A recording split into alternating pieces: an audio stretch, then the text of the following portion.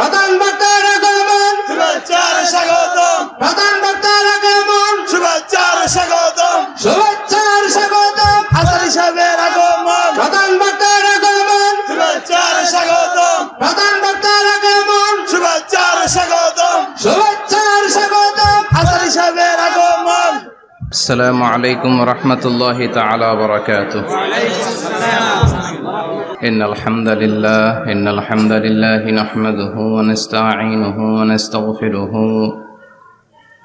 ونؤمن به ونتوكل عليه ونعوذ بالله من شرور أنفسنا ومن سيئات أعمالنا من يهده الله فلا مضل له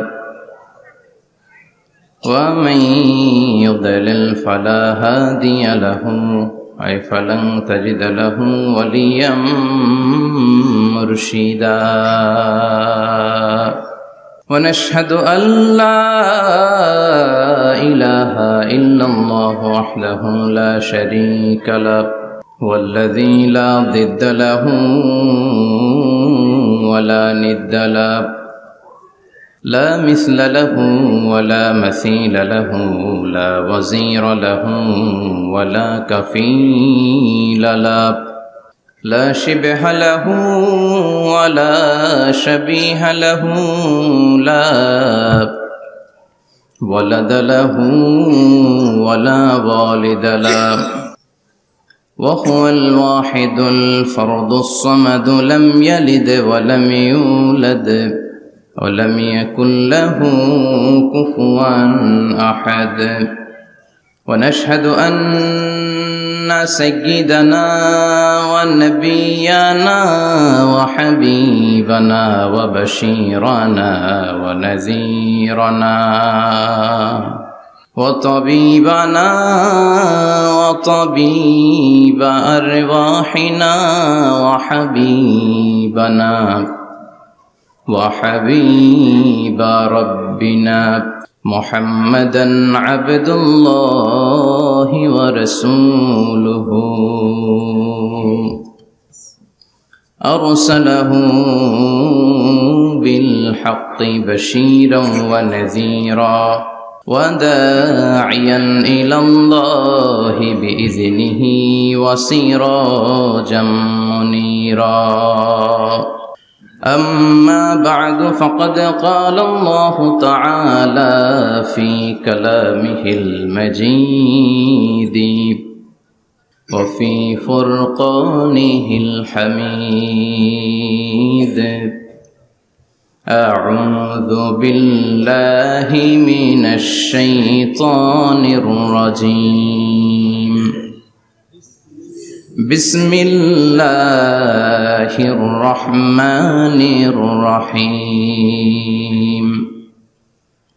وما أرسلناك إلا رحمة للعالمين إن الله وملائكته يصلون على النبي يا أيها الذين آمنوا صلوا عليه وسلموا تسليما اللهم صل على محمد وعلى آل محمد كما صليت على إبراهيم وعلى آل إبراهيم إنك حميد مجيد اللهم بارك على محمد وعلى آل محمد كما باركت على إبراهيم وعلى آل إبراهيم إنك حميد مجيد আপনারা সবাই কেমন আছেন? আলহামদুলিল্লাহ, আমিও ভালো আছি। আমাদেরকে ভালো রাখে কে? আমাদেরকে সুস্থ রাখে কে? আবার আমাদেরকে অসুস্থ বানিয়ে পরীক্ষা করে কে? এজন্য সব সময় প্রশংসা করতে হবে কার? সব জায়গায় আল্লাহর প্রশংসা করতে রাজি আছেন? সব সময় আল্লাহর প্রশংসা করতে রাজি আছেন? আওয়াজ করে বলেন, সকালবেলা প্রশংসা করবেন কার? বিকেলবেলা? রাত্রিবেলা? শীতকালে? গ্রীষ্মকালে? ভোট দেওয়ার সময়? ভোট চুরি করার সময়?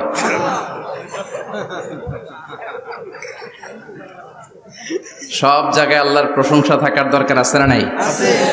কিন্তু ভোট চুরি করা যাবে না। যাবে? ভোট হচ্ছে আল্লাহর পক্ষ থেকে অনেক বড় একটা আমানত। আর আমানতের ব্যাপারে in the day of judgement, কিয়ামতের কঠিন দিনে আপনাকে জিজ্ঞেস করবে কে?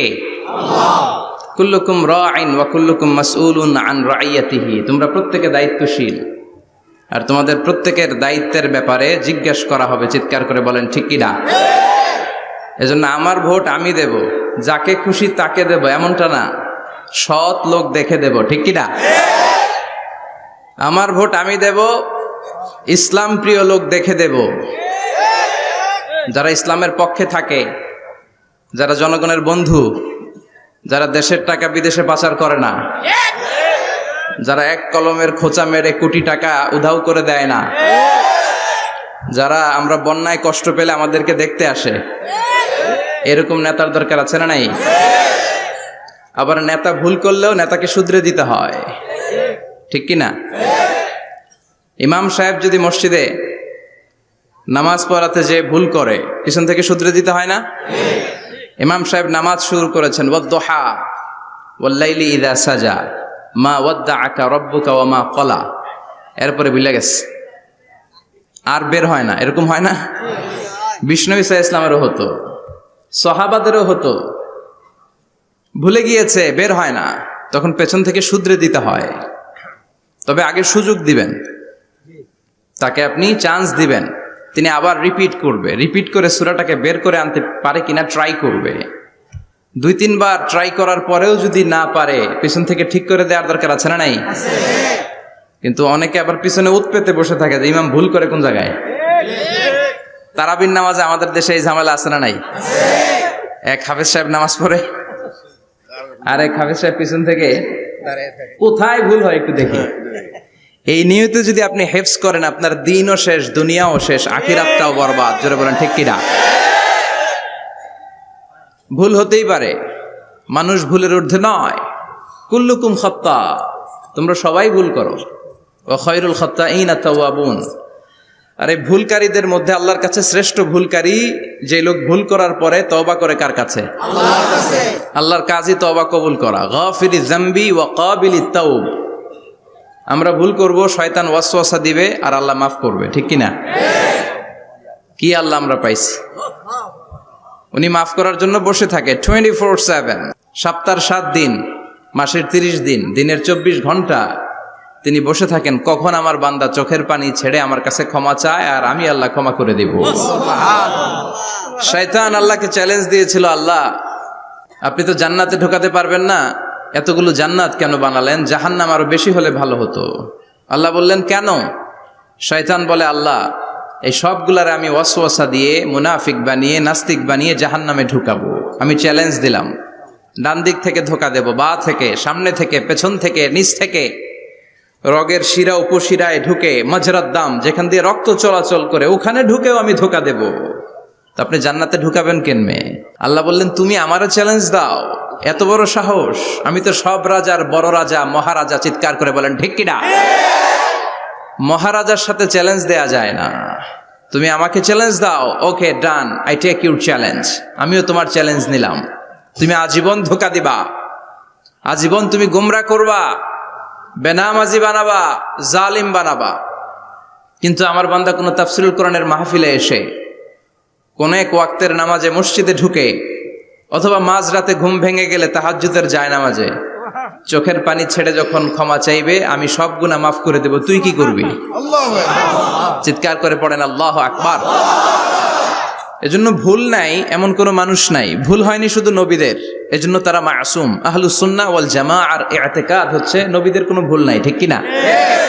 ছোটখাটো যে ব্যাপারগুলো ঘটেছিল সেগুলো আল্লাহ অবশিষ্ট থাকতে দেননি, সেগুলোকে আল্লাহ ঠিক করে দিয়েছেন। চিৎকার করে পড়েন সুবহানাল্লাহ। এজন্য ইমাম যদি ভুল করে, আপনারা পেছন থেকে চান্স দিবেন ওনাকে শুধরে নেয়ার, কিন্তু উনি শুধরে নিতে পারছেন না, তখন পেছন থেকে লোকমা দেওয়ার দরকার আছে না নাই? তো এই জন্য ইমাম যদি ভুল করে পেছন থেকে শুধরে দিতে হয়। ইমাম শব্দের অর্থ নেতা। মসজিদের যিনি ইমাম উনি আমাদের নেতা, আর সমাজে যারা থাকে তারা কি কয়? পাবলিক। এরাও নেতা। সমাজের নেতা তো আরো বড় নেতা, ঠিক কিনা? নেতা যত বড়, ভুল করার সম্ভাবনাও তত। এজন্য মসজিদের নেতাকে যেমনি আমরা শুধরে দিয়েছি, সমাজের নেতারাও ভুল করলে শুধরে দিতে হবে। চিল্লায় বলেন ঠিক কিনা? এজন্য আপনার এই আমানত যে কোনো জায়গায় ব্যবহার করা যাবে না। যাকে মন চায় তাকে ভোট দেওয়া যাবে না। ভালো লোক দেখে। আমরা বিএনপি বুঝি না, আওয়ামী লীগ বুঝি না, জাতীয় পার্টি বুঝি না, জামাত ইসলাম বুঝি না, ঐক্যফ্রন্ট বুঝি না, কিচ্ছু বুঝি না। আমরা সাধারণ মানুষ বুঝি, যারা ইসলাম প্রিয়, যারা কোরআন প্রিয়, যারা আল্লাহকে ভালোবাসে, যারা জনগণের সুখে দুঃখে থাকে, তাদেরকে আমরা ভোট দিয়ে জয়যুক্ত করব। চিৎকার করে বলেন ঠিক কিনা? আল্লাহ আমাদেরকে সহি সমঝ দান করুক। আমরা পড়ি আমিন। আসুন আমরা ফরমালি আজকের এই বিশাল প্রোগ্রাম থেকে আল্লাহকে অফিসিয়ালি একটা থ্যাঙ্কস জানাই, ধন্যবাদ জানাই যে আল্লাহ তাআলা এত রাতেও এই চমৎকার পরিবেশে বসবার তৌফিক এনায়েত করে দিয়েছেন। নির্বাচনের কারণে এত বড় গ্যাদারিং করা যায় না, আসলে এটা বাস্তবতা। কোত্থেকে কি হয়ে যায়, এজন্য অনেক জায়গায় অনুমতিও দিতে চায় না। আবার অনেক জায়গার জনপ্রতিনিধিদের আবার অ্যালার্জি আছে, এরা মাহফিলের নাম শুনলেই অ্যালার্জি শুরু হয়ে যায়। আছে না নাই? এই এলাকার জনপ্রতিনিধি খুব ভালো, ইসলাম প্রিয়, এত বড় গ্যাদারিং কিন্তু কোনো বাদ সাধে নেই, তার মানে এরা ইসলামের পক্ষে, ঠিক কিনা? যারাই ইসলামের পক্ষে তাদের জন্য আমাদের অন্তর থেকে দোয়া আছে না নাই? আর যারাই ইসলামের বিপক্ষে, whoever you are, I don't care, তুমি যেই হও না কেন, তুমি যদি ইসলামের বিপক্ষে যাও, তোমার জন্য আমার অন্তরে এক ফোঁটা দরদ নাই। এজন্য যারা এই প্রোগ্রামের অনুমতি দিয়েছেন তাদেরকে শুকরিয়া জানাই। পুলিশ প্রশাসনের ভাইরা অনেক সময় এসে থাকেন, তাদেরকেও শুকরিয়া জানাই। মিডিয়া কর্মী তো আজকে অনেক চলে আসছে, আমাদেরকে এখন কথা বলতে গেলে অনেক মাপযোগ করে কথা বলতে হয়। এজন্য মিডিয়াটাকে আমাদের ভালোভাবে কাজে লাগাতে হবে। সম্মানিত ভাইরা, আসুন আমরা অফিসিয়ালি আল্লাহকে একটা থ্যাঙ্কস দেই যে আল্লাহ তাআলা আমাদেরকে এখানে আসার বসার, মহাবিশ্বয় মহাগ্রন্থ আল কোরআন থেকে কথা শুনবার তৌফিক এনায়েত করলেন। আমরা হৃদয় নিংড়ানো মনের সবটুকুন ভালোবাসাকে উজাড় করে দিয়ে, সিংহ শার্দুলের মতো গর্জন করে, আকাশ বাতাস প্রকম্পিত করে, মন প্রাণ বুক মুখ একসাথে করে, দেহের সবটুকুন শক্তি গলার মাঝ বরাবর এনে চিৎকার করে পড়ি রাসূলের শেখানো শুকরিয়া বাণী কালিমাত শুকর আলহামদুলিল্লাহ। সবাই পড়েন রব্বানা লাকাল হামদ হামদান কাসীরান তাইয়িবান মুবারাকান ফীহি ইয়া রাব্বি লাকাল হামদু কামা ইয়ানবাগি লিজালালি ওয়াজহিকা ওয়া আযীমি সুলতানিকা লাকাল হামদু বিল ঈমান লাকাল হামদু বিল ইসলাম লাকাল হামদু বিল কোরআন। আমরা প্রশংসা করলাম কার? আল্লাহর প্রশংসা করতে ভালো লাগে? যে বান্দা প্রশংসা করে বেশি বেশি, আল্লাহ তার উপর খুশি হয়ে যায়। বান্দা যখন কিছু খায়, খেয়ে বলে আলহামদুলিল্লাহ, আল্লাহ তার উপর খুশি হয়ে যায়। বান্দা যখন কিছু পায়, পেয়ে যদি বলে আলহামদুলিল্লাহ, আল্লাহ নেয়ামতের বাড়িধারা তার উপর আরো বাড়িয়ে দেয়। লা ইন শাকারতুম লা আযীদান্নাকুম ওয়া লা ইন কাফারতুম ইন্না আযাবি লাশাদীদ। নেয়ামতের শুকরিয়া করলে আরো বাড়িয়ে দেব। আমার খাজানা, আমার ধন ভান্ডার যে কত বিশাল, তোমাদের কোনো ধারণাই নাই। আল্লাহু আকবার। হাদিসে কুদসিতে আল্লাহ বলেন, ইয়া ইবাদি, হে গোলামেরা, লাউ আন্না আউওয়ালাকুম ওয়া আখিরাকুম ওয়া ইনসাকুম ওয়া জিন্নাকুম কামু আলা সাঈদিন ওয়াহিদ। পৃথিবীর সব মানুষগুলো, সাইয়েদনা আদম থেকে শুরু করে কিয়ামত পর্যন্ত যারা আসবে, সবাই যদি একটা বিশাল ময়দানের উপর দাঁড়িয়ে তাদের মনের যত চাহিদা আকুতি আছে সবকিছু আমার কাছে বলে, তারা যা চায় সবই যদি আমি দিয়ে দেই, প্রত্যেকের যত চাওয়া পাওয়া আছে সবও যদি আমি পূরণ করে দেই, আমার খাজিনা, আমার ধনভাণ্ডারের 1 ইঞ্চিও কমবে না। কত বড় ধনভাণ্ডারের তিনি মালিক। আল্লাহু আকবার। এজন্য বিপদে পড়লে চাইবো কার কাছে? বন্ধুর কাছে বিপদ শেয়ার করার আগে, ফেসবুকে শেয়ার দেওয়ার আগে শেয়ার দিব কার কাছে? কথা কি বুঝেন? প্রথমে শেয়ার চলবে কোথায়? আল্লাহর কাছে শেয়ার করব। বিশাল ধনভাণ্ডারের মালিক আমার সব সমস্যার সমাধান করে দিলেও তার ধনভাণ্ডারের কোনো কমতি হবে না, ঠিক কি না? এজন্য সব সময় আল্লাহর প্রশংসা করতে হবে বেশি বেশি। এত নেয়ামত তিনি দিয়েছেন, আপনি গুণে শেষ করতে পারবেন না। ওয়া ইন তা'উদ্দু নি'মাতাল্লাহি লা তুহসুহা, এত নেয়ামত দিয়েছি গুণে শেষ করা যায় না। ঠিক যে মুহূর্তে আমরা এখন কথা শুনছি, অনেকে এখন হসপিটালের বেডে আছে না নাই? দুর্ঘটনায় আছে না নাই? ঋণের বোঝায় জর্জরিত, পাওনাদাররা বাড়িতে এসে ঝামেলা করে ঘরে থাকতে পারে না, আছে না নাই? মামলা হামলা ঝামেলা জুলুম, নানা কারণে নানা জায়গায় মানুষেরা বিপদে আছে। অনেকের ক্যান্সার, যেটার কোনো অ্যান্সার নাই, দেহের সেলের ভিতরে, প্রত্যেকটা সেলে কোষের ভিতরে জ্বালা ধরে গিয়েছে, হসপিটালের বেডে বসে মৃত্যুর প্রহর গুনছে, এরকম আছে না নাই? ঠিক সেই মুহূর্তে আমরা খুব শান্তিপূর্ণভাবে মহাবিশ্বের মহাবিশ্বয় মহাগ্রন্থ আল কোরআন থেকে কথা শুনতে বসতে পেরেছি। এজন্য শুকরিয়া চলবে কার? আল্লাহ, তুমি আজকের মাহফিলটাকে আমাদের নাজাতের ওয়াসিলা বানাও। আমরা যেন তোমার শুকর গুজার বান্দা হতে পারি, তুমি তৌফিক দাও। কোম্পানিগঞ্জ বাজার শ্রমিক ফেডারেশনের উদ্যোগে ৮ম বার্ষিক ওয়াজ ও দোয়ার মাহফিল। সমাজে পরিবর্তন আসতে শুরু করেছে। আগে শ্রমিক ফেডারেশনের এরা যাত্রাপালা করতো, তাই না?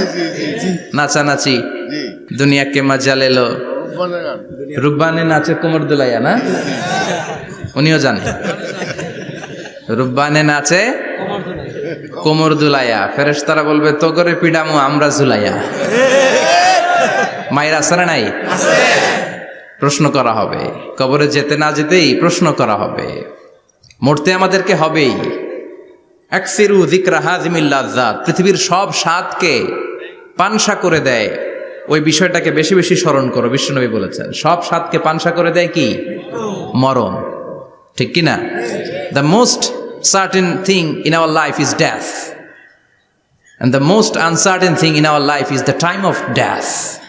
আমাদের জীবনের সবচাইতে সুনিশ্চিত বিষয় হচ্ছে মরণ, মরতে হবেই। কিন্তু সবচেয়ে অনিশ্চিত বিষয় হচ্ছে দ্য টাইম অফ ডেথ, কখন মরবো, কোথায় মরবো এটা জানি না, তাই না? আমরা যে মরবো এটা সবাই জানেন না? কথা বলেন। সবাই জানে, কিন্তু কখন মরবো জানেন? কিভাবে মরবো জানেন? কখন যে মৃত্যুর সময়টা চলে আসবে আমরা কেউ জানি না। এবং একটা মানুষের জীবনের সবচাইতে ভয়ঙ্কর অভিজ্ঞতা হচ্ছে এই মৃত্যু। আর এই এক্সপেরিয়েন্স, এই অভিজ্ঞতার কথা কাউকে শেয়ার করে যাওয়া যায় না। কেমন লেগেছিল তার বলে যাওয়ার আগেই তাকে উড়াল দিতে হয়, ঠিক কি না? এজন্য পরিবর্তন আসতে শুরু করেছে। বাজার শ্রমিক ফেডারেশনের ভাইয়ের আজকের এই চমৎকার প্রোগ্রামের অ্যারেঞ্জ করেছে। আমি আন্তরিক শুভেচ্ছা এবং মোবারকবাদ তাদেরকে জানাই। কোম্পানিগঞ্জ হাই স্কুল প্রাঙ্গণ, আলহামদুলিল্লাহ। আজকে সভাপতি জনাব হাজী মোহাম্মদ কামাল উদ্দিন সাহেব, চেয়ারম্যান 15 নং নবীপুর। সহসভাপতি হচ্ছে জনাব হাজী মোহাম্মদ জয়দুল হোসেন ভূঁইয়া সাহেব, আপনি, মাশাআল্লাহ। তারপর প্রধান অতিথি হচ্ছে জনাব আলহাজ মোহাম্মদ ইউসুফ আব্দুল্লাহ হারুন সাহেব, আল্লাহ কবুল করুক। যারা আসছে, যারা আসবে, আল্লাহ সবাইকে কবুল করুক।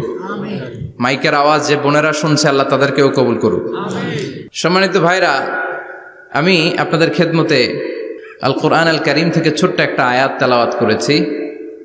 এই আয়াতের আলোকে কিছু কথা আপনাদের সামনে উপস্থাপন করার চেষ্টা করব ইনশাআল্লাহ।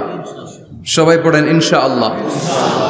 রব্বুল আলামিন ইরশাদ করছেন, ওয়ামা আরসালনাকা ইল্লা রাহমাতাল লিল আলামিন। মুখস্থ আছে না সবার? পড়েন, ওয়ামা আরসালনাকা ইল্লা রাহমাতাল লিল আলামিন। সূরাতুল আম্বিয়ার ছোট্ট একটা আয়াত, যে সূরাটা আল্লাহ তাআলা নবীদের জন্য ডেডিকেট করেছেন। এখানে আল্লাহ বলছেন, ওমা আরসালনাকা ইল্লা রাহমাতাল লিল আলামিন, I have sent you as a mercy, as a rahmah, as a barakah, as a blessings for the whole world, for the entire world. ও নবী, আপনি গোটা বিশ্বের জন্য রহমত, শুধু মানব গোষ্ঠীর জন্য না, শুধু দানব গোষ্ঠীর জন্য না, জিনদের জন্য না, প্রাণীকুলদের জন্য না, শুধু ফেরেশতাদের জন্য না, গোটা বিশ্বের জন্য বিশ্বনবীকে রহমত বানিয়ে পাঠিয়েছে কে? সবার জন্য রহমত। খোশ মেজাজের মানুষ ছিলেন, নরম দিলের মানুষ ছিলেন। ফাবিমা রাহমাতিম মিনাল্লাহি লিনতা লাহুম ওয়ালাউ কুনতা ফাযযান গালিযাল কলবি লানফাদ্দু মিন হাওলিক। আল্লাহ বললেন, ও নবী, আপনার হৃদয়টা বড় নরম, সফট হার্টেড মানুষ আপনি, কোমল হৃদয়ের মানুষ আপনি, খোশ মেজাজের মানুষ। বিশ্বনবী এত খোশ মেজাজের মানুষ ছিলেন, বিশ্বনবী যেখানেই যেতেন ওখানে মানুষের ভিড় হয়ে যেত। যেখানেই যেতেন পিছু পিছু লোকজন ছুটতো, কারণ খোশ মেজাজের তো, সফট হার্টেড, হৃদয়টা কোমল, ওনার সাথে কথাই বলতে মনে চায়, টাইম পাস করতে মনে চায়। আল্লাহু আকবার। বাচ্চাদের জন্য রহমত, ছোট বাচ্চারা বিশ্বনবীর সামনে যদি কখনো চলে আসতো, বিশ্বনবী ওনার কোমল হাতটা বাচ্চাদের মাথার মধ্যে হাত বুলিয়ে দিতে। এমন কোন বাচ্চা বিশ্বনবীর সামনে দিয়ে ক্রস করতে পারতো না যে বাচ্চার মাথায় বিশ্বনবী হাত বুলাতেন না। নাতিদেরকে অনেক আদর করতেন। হাসান আর হুসাইন রাইহানাতাইন, বিশ্বনবীর সুগন্ধি। হাসান বিশ্বনবীর কোলে উঠলে সাইয়েদনা হুসাইন কোলে ওঠার জন্য কান্না করতেন, আবার হুসাইন কোলে উঠলে হাসান কান্না করতেন। আবার সাইয়েদনা হাসান বিশ্বনবীকে ঘোড়া বানিয়ে বিশ্বনবীর পিঠের উপরে বসে বিশ্বনবীর চুল ধরে টেনে টেনে খেলা করতে। বিশ্বনবী ঘোড়া, আর ঘোড়ার বাদশা হচ্ছে হাসান। সুবহানাল্লাহ পড়বেন না? কি খুনসুটি, কি সম্পর্ক! স্ত্রীদের সাথে ভালো আচরণ, কম্প্যানিয়ন্স যারা আছে সাথীদের সাথে ভালো আচরণ, সবার সাথে ভালো আচরণ, সবার জন্য রহমত। এজন্য আল্লাহ বললেন, ওয়ামা আরসালনাকা ইল্লা রাহমাতাল লিল আলামিন। I have sent you as a mercy for the entire universe. ও নবী, আপনি সবার জন্য রহমত, আপনি সবার জন্য কল্যাণ। আপনার মধ্যে রহমতের বাড়িধারা এত বেশি, আপনি হ্যাঁ বললে শরীয়তের হুকুম হালাল হয়ে যায়, আপনি না বললে শরীয়তের হুকুম হারাম হয়ে যায়। আবার আপনি আঙ্গুল তুললে চাঁদ দুই ভাগ হয়ে যায়, জমিন থেকে পা তুললে আপনি আকাশে মেরাজে চলে যান। কি স্ট্যাটাস! কুড ইউ ইমাজিন কি স্ট্যাটাস আল্লাহ ওনাকে দিয়েছে! উনি হ্যাঁ বললে এটা হালাল, কারণ কোনটা হালাল কোনটা হারাম এটা ওনার কাছ থেকে জেনেছে। উনি যদি বলে ইয়েস, করতে পারবেন আপনারা, হালাল, কোটি কোটি মানুষের জন্য পারমিসিবল, লিগ্যাল। উনি যদি বলেন নো, আমাদের সবার জন্য এটা হারাম, কোটি কোটি মানুষ আর করতে পারবো না। আঙ্গুল তুলেছেন, চাঁদ দুই ভাগ হয়েছে, পা তুলেছেন, মেরাজে চলে গিয়েছে। আল্লাহু আকবার। তার মানে এমন নবী যে নবীর হা এবং না এগুলো শরীয়তের দলিল, ঠিক কিনা? এ নবী এমন নবী, এ নবীরে বাদ দিলে কোরআন বোঝা যায় না, এ নবীরে বাদ দিলে হাদিস বোঝা যায় না, এ নবীরে বাদ দিলে নামাজ বোঝা যায় না, ঠিক কিনা? কারণ কেমন করে নামাজ পড়তে হবে এই নবী আমাদেরকে হাতে কলমে শিখিয়েছে। সল্লু কামা রাআইতুমুনি উসাল্লি, আমি যেমনি সালাত পড়ি তেমনি পড়ো। বিশ্বনবী যেমন শিখিয়েছেন তার বাইরে অন্য কোন নিয়মে সালাত পড়লে হবে নাকি? কথা বলেন। ফজরের সালাত 2 রাকাত, আপনি যদি পড়েন 3 রাকাত, কবুল হবে নাকি? 4 রাকাত পড়লে, 6 রাকাত, 12 রাকাত এরকম পড়লে মায়ের আসানা নাই, কবুল হবে না। অনেক বেশি পড়েছেন, সময়ও দিয়েছেন বেশি, কবুল হবে না। কেননা বিশ্বনবী যেভাবে শিখিয়েছে ওইভাবে পড়েন নাই তো, ঠিক কিনা? আবার বিশ্বনবী যেমন রোজা রেখেছেন তেমন রাখতে হবে। কেমন করে রোজা রাখতে হয় বিশ্বনবী শেখালেন। ফজর থেকে শুরু করে সন্ধ্যা পর্যন্ত রোজা রাখবেন। আপনি সকাল থেকে শুরু করে আসর পর্যন্ত রেখে আসরের পর ইফতারি করলে হবে নাকি? কথা বলেন। কারণ বিশ্বনবীর পদ্ধতিতে হয় নাই। আবার এই নবীকে বাদ দিলে হজ বোঝা যায় না, কেননা এই নবী কেমন করে হজ করতে হয় আমাদেরকে শিখিয়েছেন। বিশ্বনবী ওনার পুরো জীবনে 4টা উমরা করেছেন, একটা মাত্র হজ করেছেন। আর বলেছেন খুযু আন্নী মানাসিকাকুম, কেমন করে হজ করতে হয় আমার কাছ থেকে তোমরা শিখে নাও। হজের সিস্টেম কি আমার থেকে শিখে নাও। মাত্র একবার হজ করেছেন, তাতেই হজের সব আহকামগুলো আমাদের কাছে ক্রিস্টাল ক্লিয়ার, স্বচ্ছ কাচের মতো, স্ফটিক কাচের মতো, স্বচ্ছ পানির মতো এত সুন্দর তিনি বর্ণনা দিয়েছেন। এই বর্ণনার উপর ভিত্তি করে লক্ষ লক্ষ মানুষ গোটা বিশ্ব থেকে কাবার প্রান্তরে জমা হয়, ঠিক কিনা? মাসাবাতান লিন্নাসি ওয়া আমনা, গোটা বিশ্বের মানুষের মিলন কেন্দ্র। আপনি যখন মসজিদুল হারামে যাবেন, মসজিদে নববীতে যাবেন, দেখবেন আজান হয়ে গেলে লক্ষ লক্ষ মানুষ কাবার দিকে ছুটে, ঠিক কিনা? আজান হওয়ার সাথে সাথে শারে আল হিজরা দিয়ে, জারওয়াল দিয়ে, গাজ্জা দিয়ে, আজিয়াদ রোড দিয়ে পঙ্গপালের মতো মানুষগুলো কাবা কেন্দ্রিক হতে শুরু করে। কারণ কাবা হচ্ছে অ্যাসেম্বলি পয়েন্ট, গ্যাদারিং পয়েন্ট, এটা মিলন কেন্দ্র। এই কাবাকে কেন্দ্র করে প্রতিদিন লক্ষ লক্ষ মানুষের মিলন মেলা বসে। চিল্লায় বলেন ঠিক কিনা? কেমন করে হজ পালন করবেন বিশ্বনবী শেখালেন, কারণ বিশ্বনবীরে বাদ দিলে হজ বোঝা যায় না। তার মানে বুঝলাম উনি হ্যাঁ বললে হালাল, না বললে হারাম। উনারে বাদ তো কোরআন বাদ, উনি বাদ তো হাদিস বাদ। কথা বলেন? উনি বাদ তো নামাজ বাদ, উনি বাদ তো রোজা বাদ, উনি বাদ তো হজ বাদ। এজন্য উনারে বাদ দিলে কোরআন বোঝা যায় না, নামাজ বোঝা যায় না, উনারে বাদ দিলে হজ বোঝা যায় না। তাই উনার সাথে যারা বেয়াদবি করবে ওদেরকেও এমনি এমনি ছেড়ে দেয়া যায় না। বিশ্বনবীর সাথে যদি বেয়াদবি করে এটা অনেক বড় ধরনের বেয়াদবি, এটা রাষ্ট্রীয় আইন করে ওকে শাস্তি দিতে হবে, ঠিক কিনা? বিশ্বনবীর বিরুদ্ধে যদি ব্লগে কিছু লিখে, কেউ ব্লগ লিখে, বিশ্বনবীর পারিবারিক জীবন নিয়ে যদি কেউ কটু কথা বলে, বাজে মন্তব্য করে, বিশ্বনবীর ব্যাপারে যদি শাহবাগের চত্বর থেকে, প্রজন্ম চত্বর থেকে কোনো কথা বলে, ওই বেয়াদবগুলারে ফাঁসির রশিতে ঝুলানোর দরকার আছে না নাই? Very sensitive issue. বিশ্বনবীর সম্মান গোটা উম্মার সম্মান, কারণ বিশ্বনবী বাদ তো পুরো ইসলাম বাদ। এজন্য আমার নবীর বিরুদ্ধে কথা বললে ওর সাথে আমাদের কোনো কথা নাই। চিল্লায় বলেন ঠিক কিনা? এই সেন্সিটিভ ইস্যুতে আমরা সবাই এক। এখানে জামাত ইসলাম নাই, হেফাজতে ইসলাম নাই, তাবলীগ নাই, আলিয়া নাই, কওমি নাই। বিশ্বনবীর সাথে বেয়াদবি করলে ওগুলোকে রাষ্ট্রীয়ভাবে ফাঁসি দেওয়ার দরকার, শাস্তি দেওয়ার দরকার আছে না নাই? সবাই একমত? এই বেয়াদবগুলোর সাথে আমাদের কোনো সম্পর্ক নাই। চিল্লায় বলেন ঠিক কিনা? এই বেয়াদবগুলো যদি নবীর ব্যাপারে আর কিছু বলে সবাই মাঠে নামতে রাজি আছেন তো? এদের বিরুদ্ধে মুষ্টিবদ্ধ হাত নিয়ে ময়দানে থাকতে রাজি আছো তো মুসলমান? কারা কারা রাজি হাত তুলে আল্লাহর দেখা।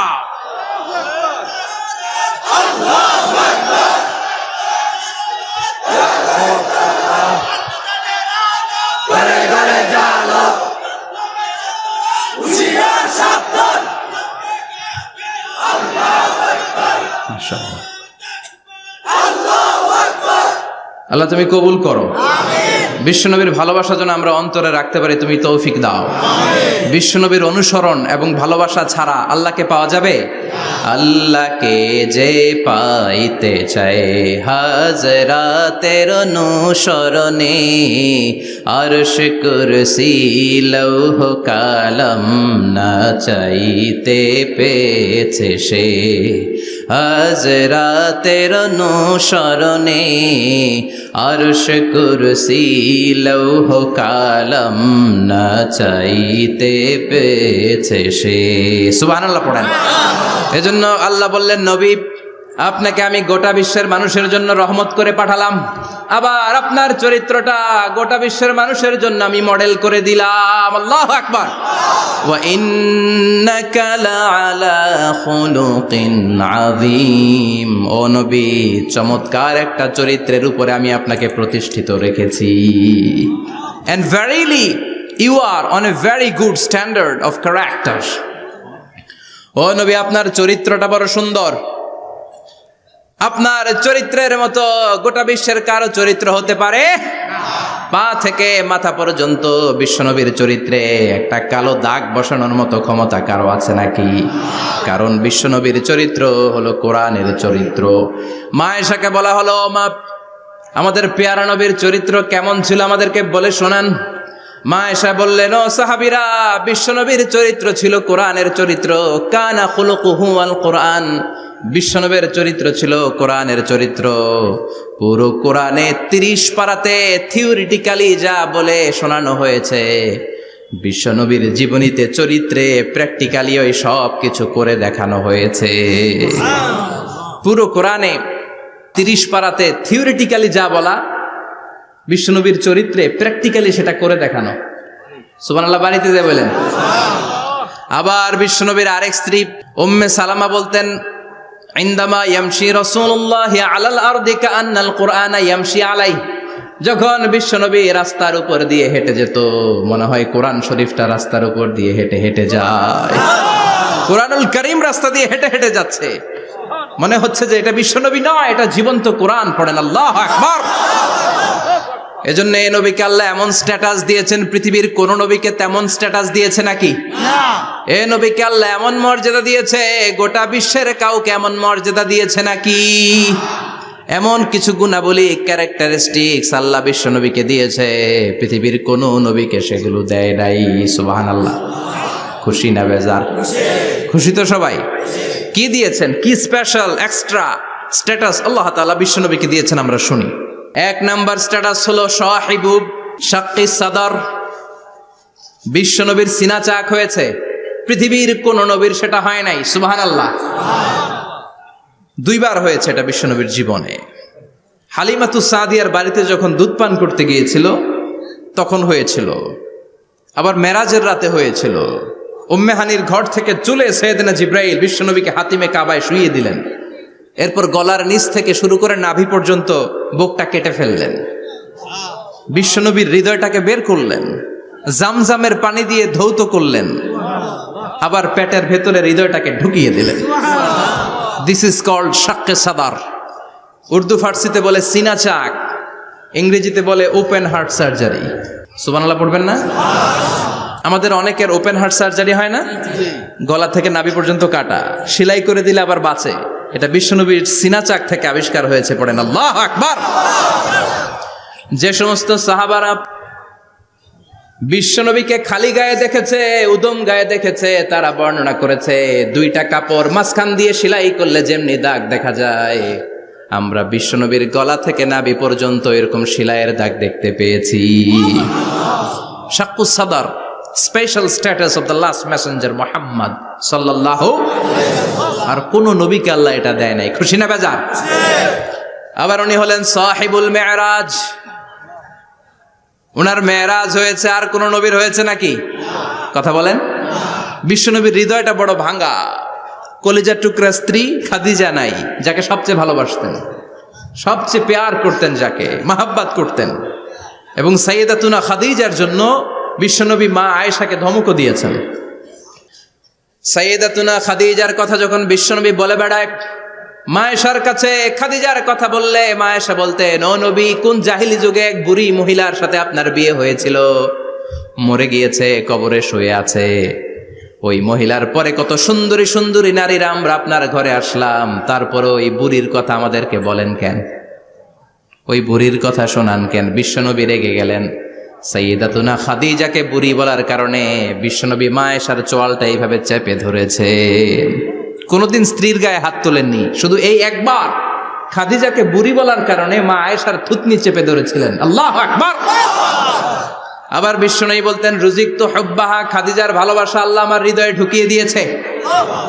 আবার বিশ্বনবী দোয়া করলে বলতেন, ও আল্লাহ, ওই কিয়ামতের ময়দানে যেদিন বন্ধু বন্ধুরে চিনবে না, বাবা ছেলেরে চিনবে না, মা তার মেয়েরে চিনবে না, পীর সাহেব মুরিদরে চিনবে না, মুরিদ পীর সাহেবরে চিনবে না, ওই কঠিন দিনে যেন আমি আমার কলিজার টুকরা খাদিজারে ভুলে না যাই।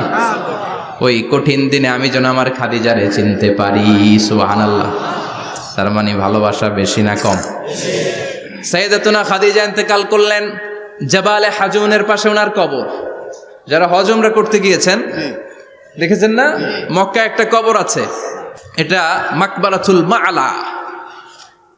মা'লা, কিন্তু এটারে বাংলাদেশিরা বলে জান্নাতুল মুআল্লা। কি বলে? এটারে জান্নাতুল মুআল্লা বলবেন না, কারণ এই কবরস্থানে অনেক কাফির মুশরিকেরও কবর আছে, তো ওদের কবরস্থান কি জান্নাত হতে পারে? এটাকে মাকবারা বলবেন। মাকবারা মা'লা বা মুআল্লা, আর মদিনায় হচ্ছে মাকবারাতুল বাকিয়া। মুআল্লা কবরস্থান মক্কায়, আর বাকি কবরস্থান মদিনায়। এর পাশে বিশাল এক পাহাড়, হেরেম শরীফ থেকে দেখা যায় জাবালে হাজুন, এর পাদদেশে বিশ্বনবী নিজ হাতে সাইয়েদাতুনা খাদিজাকে কবর দিয়েছেন। কবর দিয়ে সবাই চলে যায়, বিশ্বনবী যায় না। দাঁড়িয়ে দাঁড়িয়ে কাঁদতে লাগলেন। সাইয়েদনা আবু বকর বলে, নবী চলেন ঘরে ফিরে যাই। বিশ্বনবী বললেন, তুমি যাও, আমি যাব না। যেই মহিলাটাকে এইমাত্র কবর দিলাম সাধারণ মহিলা না, আমার বিপদের দিনের সঙ্গিনী খাদিজা।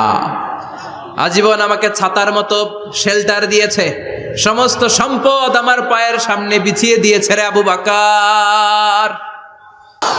কি প্যার করতেন বিশ্বনবীকে। সাইয়েদাতুনা খাদিজা ইন্তেকাল করলেন। চাচা আবু তালেব ইন্তেকাল করল, দাওয়াত দেওয়ার জন্য বিশ্বনবী ওই তায়েফের ময়দানে গেলেন। তায়েফের ছেলেরাও পাথর মেরে বিশ্বনবীর দেহটারে ঝাঁঝরা করে দিল। বলেন ঠিক কিনা? খেয়ে না খেয়ে দিন প্রচারের কাজে নিজেকে দিয়েছ বিলিয়ে, তায়েফের কাফিরেরা চিনল না সে আলো, দুষ্ট ছেলেদের পিছু দিল লেলিয়ে। পাথরের আঘাতে ক্ষত বিক্ষত হয়ে সারা শরীর থেকে রক্ত ঝরে। হে রাসূল তোমাকে ভুলি আমি কেমন করে, হে রাসূল তোমাকে ভুলি আমি কেমন করে। ঠিক কিনা? খাদিজা নাই, আবু তালেব নাই, তায়েফে যে মার খেয়ে আসলেন, অন্তরটা একেবারে ভাঙা, আর মন বসে না, কিচ্ছু ভাল লাগে না। বিশ্বনবীর মনের ভেতরে হাহাকার। বিশ্বনবীর মনে হলো ডানে বায়ে দুনিয়ায় আমার মনে হয় কেউ নাই। বিশ্বনবী দুনিয়ায় বসে কষ্ট পায়, আরশের উপর থেকে এগুলো দেখে কে? আল্লাহ প্ল্যান করছেন কেমন করে আমার বন্ধুর মনটারে ভালো করা যায়। বিশ্বনবীকে স্পেশাল সারপ্রাইজ দেওয়ার জন্য আল্লাহ প্ল্যান করলেন। জিব্রাইল ডেকে বললেন, ও জিব্রাইল, আমার পেয়ারা নবীকে স্পেশাল সারপ্রাইজ দিব, কিন্তু এই সারপ্রাইজের গিফটটা তোমার হাত দিয়ে আমি দিতে চাই না, তুমি দিয়ে আসলে হবে না। আমার পেয়ারা নবীকে দুনিয়া থেকে টান দিয়ে আমার আরশের উপরে নিয়ে আসো। সাহিবুল মেরাজ, যেই নবীর মেরাজ হয়েছে আর কোন নবীর হয় নাই, এই মেরাজ করতে যে কত কাণ্ড, কত প্ল্যান প্রোগ্রাম আল্লাহর। টাইমের স্পিডকে আল্লাহ থামিয়ে দিলেন। মক্কা থেকে উঠিয়ে বিশ্বনবীকে এক মরুভূমিতে রাখা হলো রাতে। বললেন দোয়া করেন। দোয়া করে বিশ্বনবী বললেন, ভাই জিবরাইল, এটা কোন জায়গা, কোথায় দোয়া করব? সাইয়েদনা জিবরাইল বলেন, নবী কিছুদিন পরে এই জায়গায় আপনি হিজরত করে আসবেন, এই জায়গার নাম ইয়াসরিব, মদিনা। দোয়া করলেন। আবার সেখান থেকে তুলে এক পাহাড়ে রাখা হলো, নবী দোয়া করেন। দোয়া করে নবী বললেন, এটা কোন পাহাড়? অন্ধকার, আমি তো কিছু চিনি না। সাইয়েদনা জিবরাইল বললেন, নবী এটা সাধারণ পাহাড় নয়, এই পাহাড়ের কথা আল্লাহ কোরআনে বলেছেন, এই পাহাড়ের কসম আল্লাহ কোরআনে খেয়েছেন। এই পাহাড়টা হলো আপনার ভাই মুসার পাহাড়, তুর পাহাড়। তুর পাহাড়ে তিনি দোয়া করলেন। কত কিছু করে বিশ্বনবীকে আল্লাহর আরশে নিয়ে যাওয়া হলো। সাহিবুল মেরাজ। বিশ্বনবী ছাড়া আর কোন নবীর কি এরকম মেরাজ হয়েছে? সবাই বলেন হয়েছে। এরপর উনি হলেন সাহিবুস শাফা, শাফাতের মালিক। বিশ্বনবী ছাড়া কিয়ামতের ময়দানে কেউ আমাদের জন্য সুপারিশ করতে পারবে না। পাগল হয়ে যাব আমরা। সূর্যটা মাথার কাছে, ক্ষুধায় তৃষ্ণায় জিহ্বাটা কুকুরের মতো বের হয়ে ঝুলতে থাকবে। মাথার মগজগুলো গলে গলে নাকের ছিদ্র দিয়ে, কানের ছিদ্র দিয়ে বেয়ে বেয়ে পড়তে থাকবে। বাবা ছেলের দেখলে দিবে দৌড়, বলবে চিনি না, ইয়া নাফসি, আল্লাহ আমারে বাঁচাও। ঠিক কিনা? পীর সাহেব মুরিদ রে বলবে চিনি না, মুরিদ পীর সাহেব রে বলবে চিনি না, ভাই ভাই রে চিনবে না। সব নবী আর সব উম্মতের একটাই জিকির, ইয়া নাফসি, ইয়া নাফসি। নবীও জিকির করে ইয়া নাফসি, উম্মতও জিকির করে। সবাই সাইয়েদনা আদম রে ধরবে, সাইয়েদনা আদম বলবে আমি পারবো না। নূহের কাছে যাও, সাইয়েদনা নূহ বলবে পারবো না। ইব্রাহিমের কাছে যাও, সাইয়েদনা ইব্রাহিম বলবে পারবো না। মুসা আলাইহিস সালামের কাছে যাও, মুসা আলাইহিস সালাম বলবেন পারবো না। ঈসা আলাইহিস সালামের কাছে যাও, সাইয়েদনা ঈসা আলাইহিস সালাম বলে এত জায়গায় ঘুরে লাভ নাই, জায়গা মতো যাও মিয়া, জায়গা মতো যাও। মাকামে মাহমুদে বিশ্বনবীকে সেজদায় পড়ে থাকতে দেখবা। ওই নবী ছাড়া আজকের এই ভয়ঙ্কর আমাদের সবার বিপদের দিন। এই বিপদের দিনে আল্লাহর সামনে দাঁড়িয়ে কথা বলার মতো সাহস আজকে কারো নাই। বিশ্বনবী কাঁদতে থাকবেন, সেজদায় পড়ে কাঁদবেন। সবার জিকির ইয়া নাফসি, ইয়া নাফসি। বিশ্বনবীর জিকির ইয়া উম্মতি। কাঁদতে কাঁদতে নবী আমার বেহুশ। সবাই বিশ্বনবীর চারদিকে দাঁড়িয়ে থাকবে গোল হয়ে। আমার নবী মাকামে মাহমুদে সেজদায় পড়ে থাকবে। বিশ্বনবীর কান্না দেখে আল্লাহর সহ্য হবে না। আল্লাহ বলবে, না নবী ইরফা রাসাক, মাথা উঠান, আর সইতে পারি না। সাল তুতা, এবার চান, কি লাগবে আপনার সব দেব। ওয়াশফা তুশাফা, যার জন্য সুপারিশ করবেন তাকেই জান্নাত দিয়ে দেব। বিশ্বনবী বলেন, লিকুল্লি নবিয়্যিন দাওয়া মুস্তাজাবা। সব নবীর দুনিয়াতে একটা স্পেশাল দোয়া ছিল, এটাকে বলে দাওয়া মুস্তাজাবা। এই দোয়াটা করলেই কবুল করে নিয়েছে কে? সব নবীর ওই দোয়াটা দুনিয়াতেই করেছেন, শুধুমাত্র কেবলমাত্র বিশ্বনবী তার স্পেশাল দোয়াটা আজ পর্যন্ত এখন পর্যন্ত করে নাই। বিশ্বনবী বলেন, ওয়া ইন্নী আখতাবিউ দাওয়াতি শাফাআতান লি উম্মতি ইয়াউমাল কিয়ামাহ। আমি আমার দোয়াটা, আমি আমার স্পেশাল সাপ্লিকেশনটা কিয়ামতের দিন কঠিন মুসিবতের কালে তোমরা যখন বিপদে পড়ে যাবা, আমার স্পেশাল দোয়াটা ওই দিন করে আমি তোমাদের সুপারিশ করে জান্নাতে পাঠায়া দেব। সাহিবুশ শাফাআহ, বিশ্বনবী ছাড়া কথা বলার মতো ক্ষমতা, স্পর্ধা, সাহস সেদিন কারো থাকবে না। চিৎকার করে বলেন ঠিক কিনা? আবার উনি সাহিবুল কাউসার, উনি কাউসারের মালিক। আল্লাহ ওনাকে কাউসার দিবেন। অন্য নবীদেরও দিছে না? কথা বলেন, কাউসার দিয়েছে। কি মজার পানি, আহলা মিনাল আসাল, মধুর চাইতেও মিষ্টি, সুইটার দেন হানি, মধুর চাইতেও মিষ্টি। আব্রাদু মিনাস সালজ, বরফের চাইতেও ঠান্ডা। আবিয়াদু মিনাল লাবান, দুধের চাইতেও সাদা। এক ঢোক যে পান করবে আজীবনের জন্য তৃষ্ণা চলে যাবে। সাহিবুল কাউসার। তৃষ্ণার চোটে আমরা পাগল পারা হয়ে বিশ্বনবীর কাউসারের দরবারে যাব। বিশ্বনবী পেয়ালার মধ্যে করে করে আমাদেরকে কাউসার পিলাবেন। এই কাউসারের ক্ষমতাও রব্বুল আলামিন পৃথিবীর কোন নবীকে দেন নাই। সব নবীরাও বিশ্বনবীর কাছে চেয়েছে কাউসার সেদিন খাবে। সুবহানাল্লাহ পড়বেন না? সাহিবুল কাউসার, সাহিবুল মিরাজ, সাহিবুশ শাফাআহ, সাহিবুল মাকাম আল মাহমুদ। আজানের পরে দোয়াতে বলি না, আতি মুহাম্মাদিনিল ওয়াসিলাতা ওয়াল ফাদিলা ওয়া বা'আসহু মাকামান মাহমুদা। ও আল্লাহ, আমার নবীর আপনি মাকামে মাহমুদ দেন। মুফাসসিরিন ইকরাম, মুহাদ্দিসিন ইকরাম এই মাকামে মাহমুদ কি এটার ব্যাখ্যা করতে যে হয়রান হয়েছেন। কেউ বলেছেন কিয়ামতের ময়দানে বিশাল একটা সিংহাসন, কেউ বলেছে জান্নাতের মধ্যে একটা সিংহাসন, কেউ বলেছে না না, আমার আল্লাহর আরশের পাশে স্পেশাল একটা জায়গা আছে, ওই জায়গাটার নাম হলো মাকামে মাহমুদ। ওখানে বিশ্বনবী বসবেন। এই নবীর সাথে কারো স্ট্যাটাসের কোনো তুলনা চলে? কথা বলতে হবে। এই নবীরে গালি দিলে কলিজায় আগুন লাগে না? এই নবীর বিরুদ্ধে কথা বললে মুসলমান সইতে পারে? এমন স্ট্যাটাস আল্লাহ বানালেন, এত মর্যাদা আল্লাহ দিলেন, এত সম্মান দিলেন, গোটা বিশ্বের কোনো নবীরে দেয় নাই। আবার বিশ্বনবী বলতেন, নুসিরতু বির-রু'বি মাসিরাতা শাহর, আমাকে আল্লাহ ভয় দিয়ে সাহায্য করেছেন। আমি যেই জায়গায় দাঁড়িয়ে থাকি, আমার ডানে বায়ে সামনে পেছনে 1 মাসের জায়গা পর্যন্ত কোনো কাফির আমার সামনে আসতে পারে না ভয়ে। 1 মাসের জায়গা পর্যন্ত কোনো কাফির যদি দাঁড়ায় থাকে, বিশ্বনবীর জন্য ভয়ে তার কলিজায় ধুকধুকানি শুরু হয়ে যায়। ধরেন আমি ওনারে ভয় পাই, কাছে আসলেই না ভয়, দূরে গেলে তো আমি পালোয়ান, ঠিক কিনা? উনি আছে কোম্পানিগঞ্জ বাজারের ওইদিকে, আমি এদিকে, আমি পালোয়ান, স্বাস্থ্যের সমস্যা নাই, ঠিক কিনা? কারণ কাছে নাই। কিন্তু বিশ্বনবী এমন পাওয়ারফুল ছিলেন, কাছে আর দূরে কোনো কথা না, ডানে বায়ে সামনে পেছনে 1 মাসের দূরত্ব।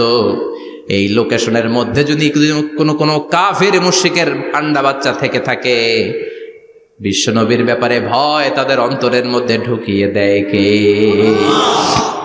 এজন্য বিশ্বনবীর সাথে কারো মর্যাদার কোনো তুলনা চলে না। বিশ্বনবী আমাদের মডেল। আমাদের মডেল কে? কথা বলেন, সবাই বলেন। আপনাদের মনোযোগ আছে না গেছে? জিমায় পড়তেছেন মনে হয়। এটা কিন্তু ক্লাস। আমি সবসময় বলি আমার আলোচনা ক্লাসের মতো মনে করবেন, because I consider all the sitting person in front of me, beside me as a student. আমি যখন কথা বলি সবাইকে আমি স্টুডেন্ট ভাবি, আমাকে শিক্ষক ভাবি। আমার আগে যিনি কথা বলেছেন তখন উনি ছিলেন আমাদের শিক্ষক, আমার পরে কেউ বললে উনি শিক্ষক, আমরা ছাত্র, ঠিক কিনা? কোরআনের ছাত্র হয়ে বাঁচলেও লাভ, মরলেও লাভ, ঠিক কিনা? হাতি মরলেও লাখ টাকা, ঠিক কিনা? কোরআনের স্টুডেন্ট বাঁচলেও লাভ, কোরআনের ছাত্র হয়ে মরলেও। এজন্য শেষ পর্যন্ত মনোযোগের সাথে কথাগুলো শুনতে হবে জীবন পরিবর্তন করার জন্য। রাজি আছেন তো? ঘুমে ধরে নাই তো? কষ্ট হলে আমাকে জানাবেন। কষ্ট হচ্ছে না তো? তাকবীর পড়েন, লিল্লাহে তাকবীর, লিল্লাহে তাকবীর। বিশ্বনবী আমাদের মডেল, ঠিক কিনা? সবাই একমত? দ্বিমত নাই কেউ? অন্য কেউ আমাদের মডেল নাই? শাহরুখ খান, আমির খান, সালমান খান, কেউ আমাদের মডেল না, আমাদের মডেল হচ্ছে বিশ্বনবী, ঠিক কি না? এজন্য আসুন বিশ্বনবীর জীবনী থেকে কিছু মেসেজ আমরা নেই, কিছু শিক্ষা আমরা নেই, যাতে করে জীবনটাকে এনলাইটেন করা যায়, আলোকিত করা যায়। আমরা এই মাহফিলগুলোতে এসেছি আলোকিত হতে, নাকি আলোকিত মানুষ হয়ে ফিরে যাব। এসে কিছু স্লোগান দিব, হুজুরের চেহারা দেখবো, হুজুরের সাথে মুসাফা করার জন্য, নো নো ওয়ে, এগুলোর জন্য মাহফিল নয়। Consider this programme as a class, as a seminar. স্পিকাররা আসবে, কোরআন সুন্নাহর আলোকে কথা বলবে, এগুলো আমরা শুনবো, নোট ডাউন করব, মানার চেষ্টা করব, ঠিক কি না? মানতে রাজি আছেন তো? সবাই রাজি? সবাই? আল্লাহ তুমি কবুল কর, আমিন। আজকে বিশ্বনবীর জীবনী থেকে 3টা কথা শুনবো। এই 3টা কথা শুনে মানার চেষ্টা করব, তারপর আমরা একসাথে বিদায় নিব। পড়েন ইনশাআল্লাহ। প্রথমে জানবো আমার নবী দেখতে কেমন ছিলেন। জানতে মনে চায় না? চাঁদের চেয়ে সুন্দর ছিলেন, ঠিক কি না? চাঁদের চেয়ে সুন্দর তুমি নবী আমার কামলিওয়ালা, চাঁদের চেয়ে সুন্দর তুমি নবী আমার কামলিওয়ালা, দু জাহানের বাদশা তুমি প্যারা নবী সাল্লে আলা, দু জাহানের বাদশা তুমি প্যারা নবী সাল্লে আলা, চাঁদের চেয়ে সুন্দর তুমি নবী আমার কামলিওয়ালা, ঠিক কি না? আমরা হাদিসের আলোকে দেখার চেষ্টা করব আসলে তিনি কতটা সুন্দর ছিলেন। তাহলে প্রথমে শুনবো উনি দেখতে কেমন ছিলেন, তারপর শুনবো ওনার আচরণ কেমন ছিল। দেখতে কেমন ছিলেন মানে বাহিরটা কেমন, আর আচরণ মানে ভিতরটা কেমন, ঠিক কি না? 3 নম্বরে আমরা শুনবো ওনার মেধা, বুদ্ধি, ইন্টেলেকচুয়াল ক্যাপাসিটি কেমন ছিল। কষ্ট হয়ে যাচ্ছে না তো? আলোচনা কঠিন মনে হচ্ছে? তাহলে প্রথমে শুনবো ফিজিক্যাল ক্যারেক্টারিস্টিক্স, তারপরে শুনবো বিহেভিয়ারিয়াল ক্যারেক্টারিস্টিক্স, এন্ড ফাইনালি আমরা শুনবো ইন্টেলেকচুয়াল ক্যারেক্টারিস্টিক্স। প্রথমে শুনবো দেখতে কেমন, তারপরে শুনবো আচরণ কেমন, এরপরে শুনবো বুদ্ধি কেমন। পড়েন ইনশাআল্লাহ। শুনতে রাজি আছেন তো? প্রথম পয়েন্টে আমরা শুনবো আমার নবী দেখতে কেমন ছিলেন। বিশ্বনবী ঈসা ইসলাম দেখতে অনেক সুঠাম একজন মানুষ ছিলেন, শক্তিশালী একজন পুরুষ ছিলেন, অসাধারণ একজন পার্সোনালিটি ছিলেন, ঠিক কি না? উনি এত শক্তিশালী ছিলেন, বিশ্বনবী বলতেন আমার ডান হাতের ভেতরে আল্লাহ জান্নাতের 40 জনের শক্তি ঢুকিয়ে দিয়েছে। উনি মক্কার সবচেয়ে বড় কুস্তিগির রুকানাকে ধরে মাটিতে 3 বার আছাড় মেরেছেন। শক্তি বেশি না কম? সুবহানাল্লাহ পড়বেন না? যৌবনকে ধরে রাখতে হবে, ঠিক কি না? কারণ যুবকরা যদি ভালো পথে চলে ভালো থাকবে বাংলাদেশ, যুবক যদি পথ হারায় হায় হায় করবে বাংলাদেশ, ঠিক কি না? যুবকদের মধ্যে আছে প্রাণ ঢালা শক্তি আর উচ্ছ্বাস, তাদের গায়ের রক্ত গরম, তারা চাইলে অনেক কিছু করতে পারে। এই যে কিছুদিন আগে কোটা বিরোধী আন্দোলন হলো, নিরাপদ সড়ক চাই আন্দোলন হয়েছে না? আমি অবাক হয়েছে, আমি মালয়েশিয়াতে ছিলাম, ছোট্ট ছোট্ট ছেলে মেয়েরা কেমন করে রাস্তায় চলতে হয়, দুঃখজনক হলেও সত্যি, আমাদের পুলিশ পোশাকি বাহিনী করে দেখাইতে পারে নাই। ছোট্ট ছোট্ট শিশুরা আমাদেরকে লজ্জিত করেছে, চিৎকার করে বলেন ঠিক কিনা? কিন্তু এত সুন্দর ইনিশিয়েটিভ নেয়ার পরে আমাদের পক্ষ থেকে যে আচরণ পাওয়ার কথা ছিল এটা তারা পায় নাই। কথা বলেন। কিছুদিন আগে নোয়াখালী বিজ্ঞান ও প্রযুক্তি বিশ্ববিদ্যালয়ে আমি দেখে অবাক, সেখানকার যুবকরা ইনিশিয়েটিভ নিয়েছে যে হাজার হাজার ছেলে মেয়েরা ভর্তি পরীক্ষা দিতে আসবে, এদেরকে আমরা ফ্রিতে খাওয়াবো, ফ্রিতে থাকতে দেব। নোয়াখালী করে গালি দিয়েন না, আগে আগে মতো করে দেখান। অসাধারণ কাজ করেছে, গোটা বিশ্ব দেখেছে, ঠিক কিনা? কুমিল্লার সন্তানরাও পারে, চট্টগ্রামের ছেলেরাও পারে, বরিশালের ছেলেরাও পারে। যুবকদেরকে শুধু এক হতে দেয়া দরকার। যুবকরা যদি এক হতে পারে তাহলে সমাজে আর কোনো অন্যায় অনাচার থাকতে পারে না। বিশ্বনবী যখন যুবক একটা সংগঠন করেছিলেন, নাম হালাফুল ফুদুল। হালাফুল ফুদুল করেছিলেন, ওনার বয়সের 15-20 বছরের সবাইকে এক প্ল্যাটফর্মে নিয়ে এসেছেন, হাতে হাত রেখে শপথ করেছেন, দে টুক অ্যান ওথ, কোনো টেন্ডারবাজি চলবে না, চাঁদাবাজি চলবে না, মাস্তানি চলবে না, ইফটিজিং চলবে না, মেয়েদের ওন্না ধরে টানাটানি চলবে না, খাদ্যে ভেজাল চলবে না, ওজনে কম চলবে না, অন্যায়গুলো সমাজ থেকে দূর করে দিতে হবে। চিৎকার করে বলেন ঠিক কিনা? এজন্য যুবকরা যদি ইসলাম মানে ভালো থাকবে বাংলাদেশ, যুবকরা যদি কোরআন মানে নিরাপদে থাকবে আমার লাল সবুজের পতাকা। এজন্য যুবকদেরকে সংঘবদ্ধ হতে হবে। যুবকদের জন্য ইসলাম প্র্যাকটিস করার সুযোগ আমাদের জন্য বাড়াইতে হবে। এজন্য যুবক ভাইয়েরা অলওয়েজ কিপ ফিট, এক্সারসাইজ করবা, খেলাধুলা করবা, জিমনেশিয়ামে যাবা। কারণ আল মুমিন আল কবি খায়রুম মিনাল মুমিন আদ দাঈফ। বিশ্বনবী বলেছেন শক্তিশালী মুমিন দুর্বল মুমিনের চাইতে আল্লাহর কাছে অনেক বেশি প্রিয়। সুবহানাল্লাহ। কারণ আমরা যারা দুর্বল জিহাদের ময়দানে আমরা এক দৌড় দিয়া বেহুশ, ঠিক কিনা? এই যে 71 সালে পাক হানাদার বাহিনীদের সাথে যুদ্ধ করছে কি বুড়া মানুষেরা? না, আমার দামাল ছেলেরা, যুবক ভাইয়েরা। বিশ্বনবী সাল্লাল্লাহু আলাইহি ওয়াসাল্লাম অলওয়েজ ফিট থাকতেন। ওয়া কানা কাফফুহু আলিয়ানু মিনাদ দিবাজ। বিশ্বনবীর হাত, এই হাতের তালু রেশমের কাপড়ের চেয়ে বেশি সফট ছিল। সফটার দেন সিল্ক, সফটার দেন সিল্ক। সিল্কের চাইতেও বেশি সফট। সিল্কের কাপড় চিনেন না? জর্জেটের কাপড় ধরতে কোমল লাগে, মোলায়েম লাগে। বিশ্বনবীর হাতের তালু এর চাইতেও মোলায়েম। এই জন্য এই মোলায়েম হাত যদি কেউ মুসাফা করার সুযোগ পাইতো, কেউ আর হাত ছাড়তে চাইতো না। আর বিশ্বনবীর অভ্যাস ছিলেন, বিশ্বনবী কারোর সাথে মুসাফা করলে, যার সাথে মুসাফা করেছেন উনি হাত টেনে না নিলে বিশ্বনবী ওনার হাত টেনে নিতেন না। আল্লাহু আকবার পড়বেন না? কি অসাধারণ ব্যক্তিত্ব ছিল। হাতের তালু ছিল সফটার দেন সিল্ক। ওয়া কানা রাবাআতাম মিনাল কওম লাইসা বিত-তাবিল ওয়ালা বিল কাসীর। বিশ্বনবী দেখতে একজন মাঝারি গড়নের লোক ছিলেন, খুব লম্বাও না, খুব খাটোও না। খুব বেশি লম্বাদেরকে ভাল লাগে? কথা বলেন।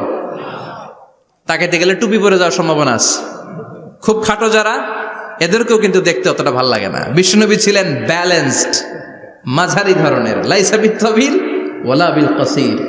কিভাবে আল্লাহ চুজ করেছেন ওনার পেয়ারা হাবিবকে, পড়েন সুবহানাল্লাহ।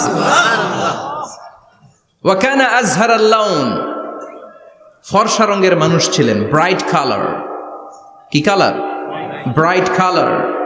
সিভি যারা লিখেন কারিকুলাম ভিটা, ওইখানে স্কিন কালার লিখতে হয়।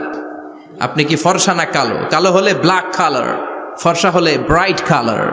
বিশ্বনবী ছিল ব্রাইট কালার, ফর্সা রঙের মানুষ। কতটা সুন্দর ছিলেন!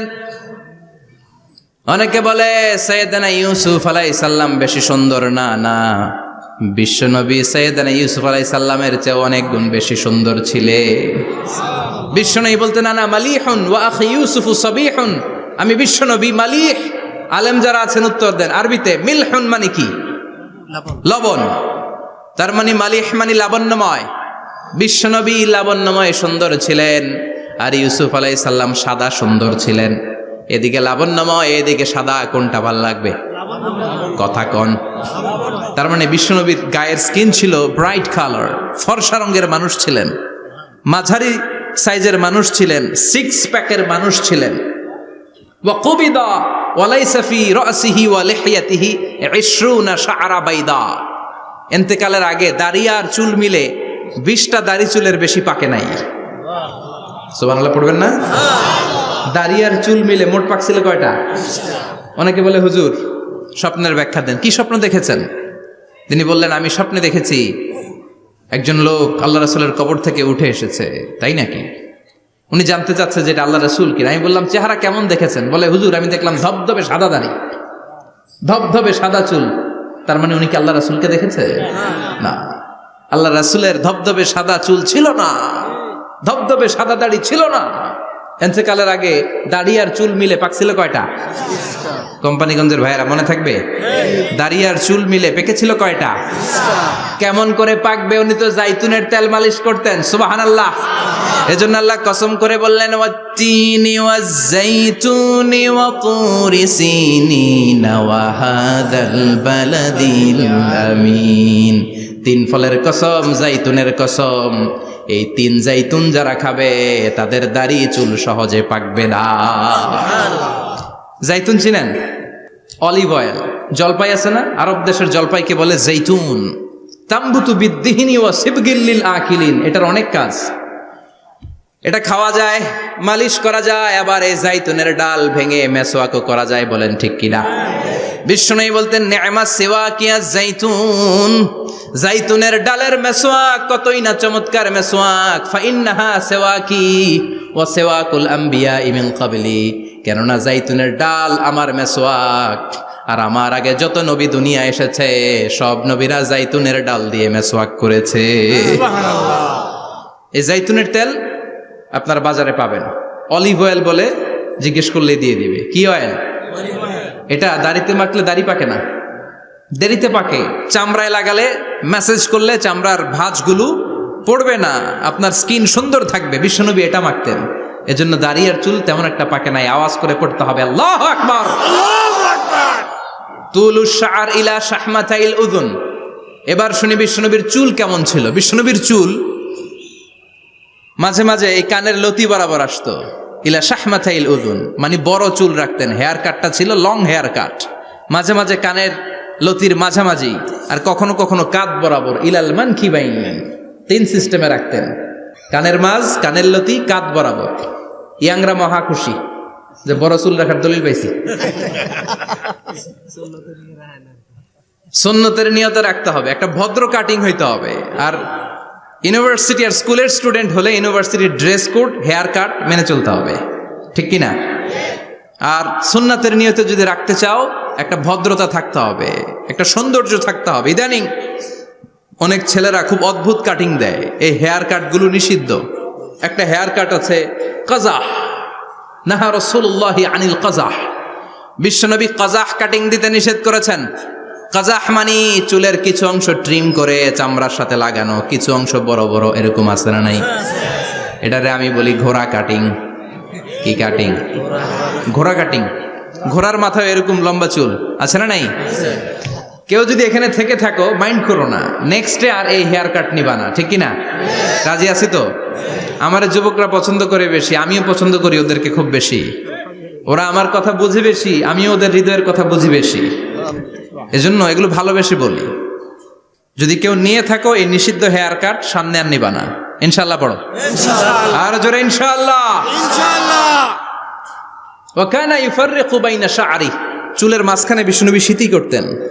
আপনারা কাজী নজরুল ইসলামের ছবি দেখেছেন? দেখবেন যে উনি মাঝখানে সিতি করতেন। বিশ্বনবী এভাবে মাঝখানে সিতি করে সিতির মাঝখানে আতর ঢেলে দিতেন। কেন ঢেলে দিতেন? যেখানেই সেজদা দিতেন ওই জায়গায় আতরের ঘ্রাণে আমোদ হয়ে যেত। আরিদুস সদর, বুকটা ছিল প্রশস্ত। ওয়া কানা বাইনা কাতিফাইহি খাতামুন নবুওয়া, আর পিঠের মধ্যে কাজিররিল হাজালা, কবুতরের ডিমের মতো একটা মাহরুন নবুওয়া ছিল। উনি যে শেষ নবী, উনি যে প্রফেট, দ্য লাস্ট মেসেঞ্জার, এটা প্রমাণ আল্লাহ সিল মেরা দিছে। বাম দিকের কাঁধে, ডান দিকে না। কোন দিকে? সাহাবারা যারা এটা দেখেছেন তারা বলেছেন যে আমরা দেখেছি এর মধ্যে কিছু চুলও ছিল, একটু লালচে ছিল, একটু উঁচু ছিল। একদিন বিশ্বনবী বললেন, বান্দার কোনো হক আল্লাহ কোনোদিন ছেড়ে দেয় না। আল্লাহর হক আল্লাহ মাফ করে, বান্দার হকের মাফ নাই। যদিও আমি নবী, আমার উপর যদি কোনো হক থাকে বলো, আমি দিয়ে দেব। কোনো সাহাবী দাঁড়ায় না। এক সাহাবী দাঁড়িয়ে বললেন, নবী, যুদ্ধের ময়দানে চাবুক চালানোর সময়, লাঠি চালানোর সময় এক কাফেরকে মারতে যেয়ে আপনার লাঠির বাড়ি আমার পিঠের মধ্যে পড়েছে। আপনি যেহেতু এই কেসাসটা আদায় করতে চান, আপনার পিঠে আমি লাঠির বাড়ি মেরে এটারে শোধবোধ করে দিতে চাই। সাইয়েদনা ওমরে ফারুক হাতের জামা এরকম পড়তে শুরু করছে, আয় এদিকে আয়, তোরে শোধবোধ করাই। বিশ্বনবী বললেন, ওমর রাখো, এটা বান্দার হক, মিটাতে দাও। বিশ্বনবী বললেন, আসো তুমি এসে আমার পিঠে লাঠি দিয়ে চাবুক দিয়ে বাড়ি মারো। সাহাবী বলে, ও নবী, তখন দুর্ভিক্ষের সময়ের যুদ্ধ ছিল, আমাদের গায়ে জামা ছিল না। যখন আপনি আমার চাবুকটা পিঠের মধ্যে মেরেছেন, আমার পিঠে তখন জামা ছিল না। আপনি যদি যথা নিয়মে কেসাসটা আদায় করতে চান, আপনার জামাটা খুলেন, খালি পিঠের মধ্যে বাড়িটা মারিস। এবার আর ওমরে ফারুককে ধরে কে? এদিকে আয়, তোরে দেখাইতেছি। বিশ্বনবী বললেন, ওমর থামো, মারতে দাও। বিশ্বনবী উনার জুব্বাটা উপরের দিকে উঠালেন, পিঠের মধ্যে বাড়ি দেওয়ার জন্য ওই সাহাবীকে ডাকলেন। ওই সাহাবী বিশ্বনবীকে পিছন দিক থেকে জড়িয়ে ধরে ওই মোহরে নবুয়তের মধ্যে চুমু দিয়ে ফেলেছে। সাহাবী বললেন, নবী গো, এই নাটক করার জন্য আপনি আমারে মাফ করে দিয়েন। আপনি বিশ্বনবী, উদম গায়ে আপনারে দেখা যায় না, খালি গায়ে আপনারে দেখা যায় না। শুনেছি আপনার পিঠের মধ্যে মোহরে নবুয়ত আছে। অনেক দিনের সাধনা, জল্পনা কল্পনা, আপনার মোহরে নবুয়তে আমার ঠোঁটটা আমি লাগাবো। আপনার মোহরে নবুয়তের মধ্যে আমার ঠোঁটটা লাগিয়ে আমার ঠোঁটটারে আমি জাহান্নাম থেকে পরিত্রাণ করাবো।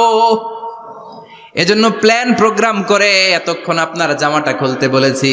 আপনার উপরে আমার কোনো হক নাই। আমার আব্বা মা, আমার সম্পদ, আমার জীবন আপনার জন্য কোরবান গো নবী।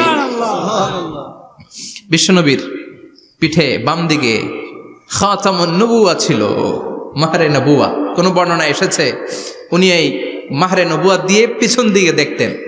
বিশ্বনবী যখন নামাজ পড়তেন উনি বলতেন ইস্তাকিমু ওয়া'তাদিলু ইয়ারহামুকুমুল্লাহ, কাতার সোজা করো, ফাঁকা জায়গা বন্ধ করে দাও, কারণ আমি সামনে যেমনি দেখি পেছনেও তেমনি দেখি। অনেকে বলেন বিশ্বনবী পেছনে দেখতেন এই মাহরে নবুয়াতের জায়গাটা দিয়ে। এটা ছিল বিশ্বনবীর behind CC camera, behind close circuit camera. আল্লাহু আকবার। বিশ্বনবী ছাড়া কোন নবীর পিঠে এরকম মাহরে নবুয়া ছিল নাকি? কথা বলেন। এজন্য ওই নবীরে গালি দিলে সহ্য হয়? কথা বলেন, সহ্য হয়? আবিয়াদুল ইবতাইন, বগল ছিল শুভ্র সাদা। আমাদের বগল কি সাদা? দুর্গন্ধ, কুৎসিত, কালো, তাই না? বিশ্বনবীরটা কালো? কথা কোন? শুভ্র সাদা। আমরা দোয়া করি এভাবে। বিশ্বনবী মাঝে মাঝে দোয়া করতে করতে বৃষ্টির জন্য যখন দোয়া চাইতেন, আরাফার ময়দানে যখন দোয়া চাইতেন, দোয়া করতে করতে হাতটারে উপরের দিকে করতেন। সবাই এরকম হাত তোলেন, সবাই হাত তোলেন। বিশ্বনবী মাঝে মাঝে আবেগের চোটে এইখান থেকে হাতটা এই জায়গায় নিয়ে যেতেন। সুবহানাল্লাহ। বিশ্বনবী যখন হাত আবেগের চোটে উপরের দিকে উঠাতেন, বিশ্বনবীর বগল দেখা যেত। সাহাবারা বলতেন হাত্তা ইরা বায়াদু ইবতাইহি, এই সুযোগে আমরা দেখতাম ওনার বগলটা ধবধবে সাদা, কোনো দাগ ছিল না। মুস্তাওয়াল জাবিন, প্রশস্ত ললাট ছিল। আসাম্মুল আনফ, খাড়া নাক ছিল। বিষ্ণুনবীর নাক কিন্তু বোচা ছিল না। এরকম চ্যাপটা নাকরে আপনারা কোম্পানিগঞ্জে কি বলেন? চাকমা? কি নাক? হ্যাঁ, বুসা। নাক বুসা বা বোচা। বিষ্ণুনবীর নাক এই চাকমা স্টাইলে নাক ছিল না, খাড়া ছিল, খাড়া নাক ছিল। সুবহানাল্লাহ পড়ো। মুফাল্লিজুল আসনান, দাঁতগুলো ছিল পরিপাটি। বিশ্বনবীর দাঁতের দিকে তাকালে, বিশ্বনবীর হাসির দিকে তাকালে মনে হতো হাসিতে যেন মুক্তা ঝরে। বিশ্বনবী দেখতে কেমন ছিল আন্দাজ পাচ্ছেন না মোটামুটি? এই চমৎকার দেহটা নিয়ে যখন আয়নার সামনে দাঁড়াতেন, বিশ্বনবী জোস জোস পোজ দিতেন না। এখনকার ছেলেপেলেরা বলে আয়নার সামনে দাঁড়াইয়া দেই জোস জোস পোজ, আছে না নাই? বিশ্বনবী জোস জোস পোজ দিতেন না। বিশ্বনবী আয়নার সামনে দাঁড়িয়ে বলতেন আল্লাহুম্মা হাসানতা খালকি ফাহসিন খুলুকি, ও আল্লাহ আমার চেহারাটা যেমনি আপনি সুন্দর বানিয়েছেন আমার হৃদয়টারেও সুন্দর করে দেয়। What a attitude, what an attitude! কি অ্যাটিটিউড ছিল ওনার! আমরা আয়নার সামনে সেজে পড়ে দাঁড়ালে চুলকে সাইজ করি, পাং করি, স্টাইল করে ডিজাইন করি। বিশ্বনবী সুন্দর চেহারাটা নিয়ে যখন আয়নার সামনে দাঁড়াতেন বলতেন আল্লাহ আমার চেহারাটা যেমনি সাদা হৃদয়টারেও সাদা করে দেন। কিছু মানুষ আছে চেহারা সাদা হৃদয় কালো, আছে না নাই? কিছু মানুষ আছে চেহারাটা কুচকুচে কালো অন্তরটা সাদা, এমন মানুষও আছে না নাই? বিশ্বনবীর ভেতরও সাদা বাহিরও সাদা। সুবহানাল্লাহ। আর এই সুন্দর সাদা দেহ নিয়ে আয়নায় দাঁড়িয়ে পড়তেন আল্লাহ চেহারা যেমনি সুন্দর চরিত্রটাও সুন্দর করে দেয়। এজন্য আয়নার সামনে দাঁড়িয়ে এই দোয়ার দরকার, আছে না নাই? পড়তে রাজি আছেন? মনে থাকবে না মাহফিল শেষ ভুলে যাবেন? মনে থাকবে? আয়নার সামনে আপনি যখন দাঁড়াবেন, আপনার স্ত্রী যখন দাঁড়াবে, আপনার বাচ্চারা যখন দাঁড়াবে, বলে দিবেন বাবা আয়নার সামনে দাঁড়ানোর দোয়া পড়ো। কত অসাধারণ দোয়া! পড়েন আওয়াজ করে আমার সাথে, আল্লাহুম্মা হাসানতা খালকি ফাহসিন খুলুকি, আল্লাহুম্মা হাসানতা খালকি ফাহসিন খুলুকি। এর মানে আল্লাহ আমার চেহারাটা করেছো সুন্দর, আমার আচরণ আমার চরিত্রটাও সুন্দর করে দাও। চিৎকার করে পড়েন আমিন। তাহলে বিশ্বনবীর ব্যাপারে তিনটা কথা আমরা শুনবো বলেছিলাম, প্রথমটা শুনে ফেলেছি, মানে উনি দেখতে কেমন ছিল। উনি দেখতে কেমন ছিল এর মধ্যে আমাদের আমলের কিছু নাই, শুধু বর্ণনা করা আর শোনা আর বিশ্বনবীকে ভালোবাসা, ঠিক কিনা?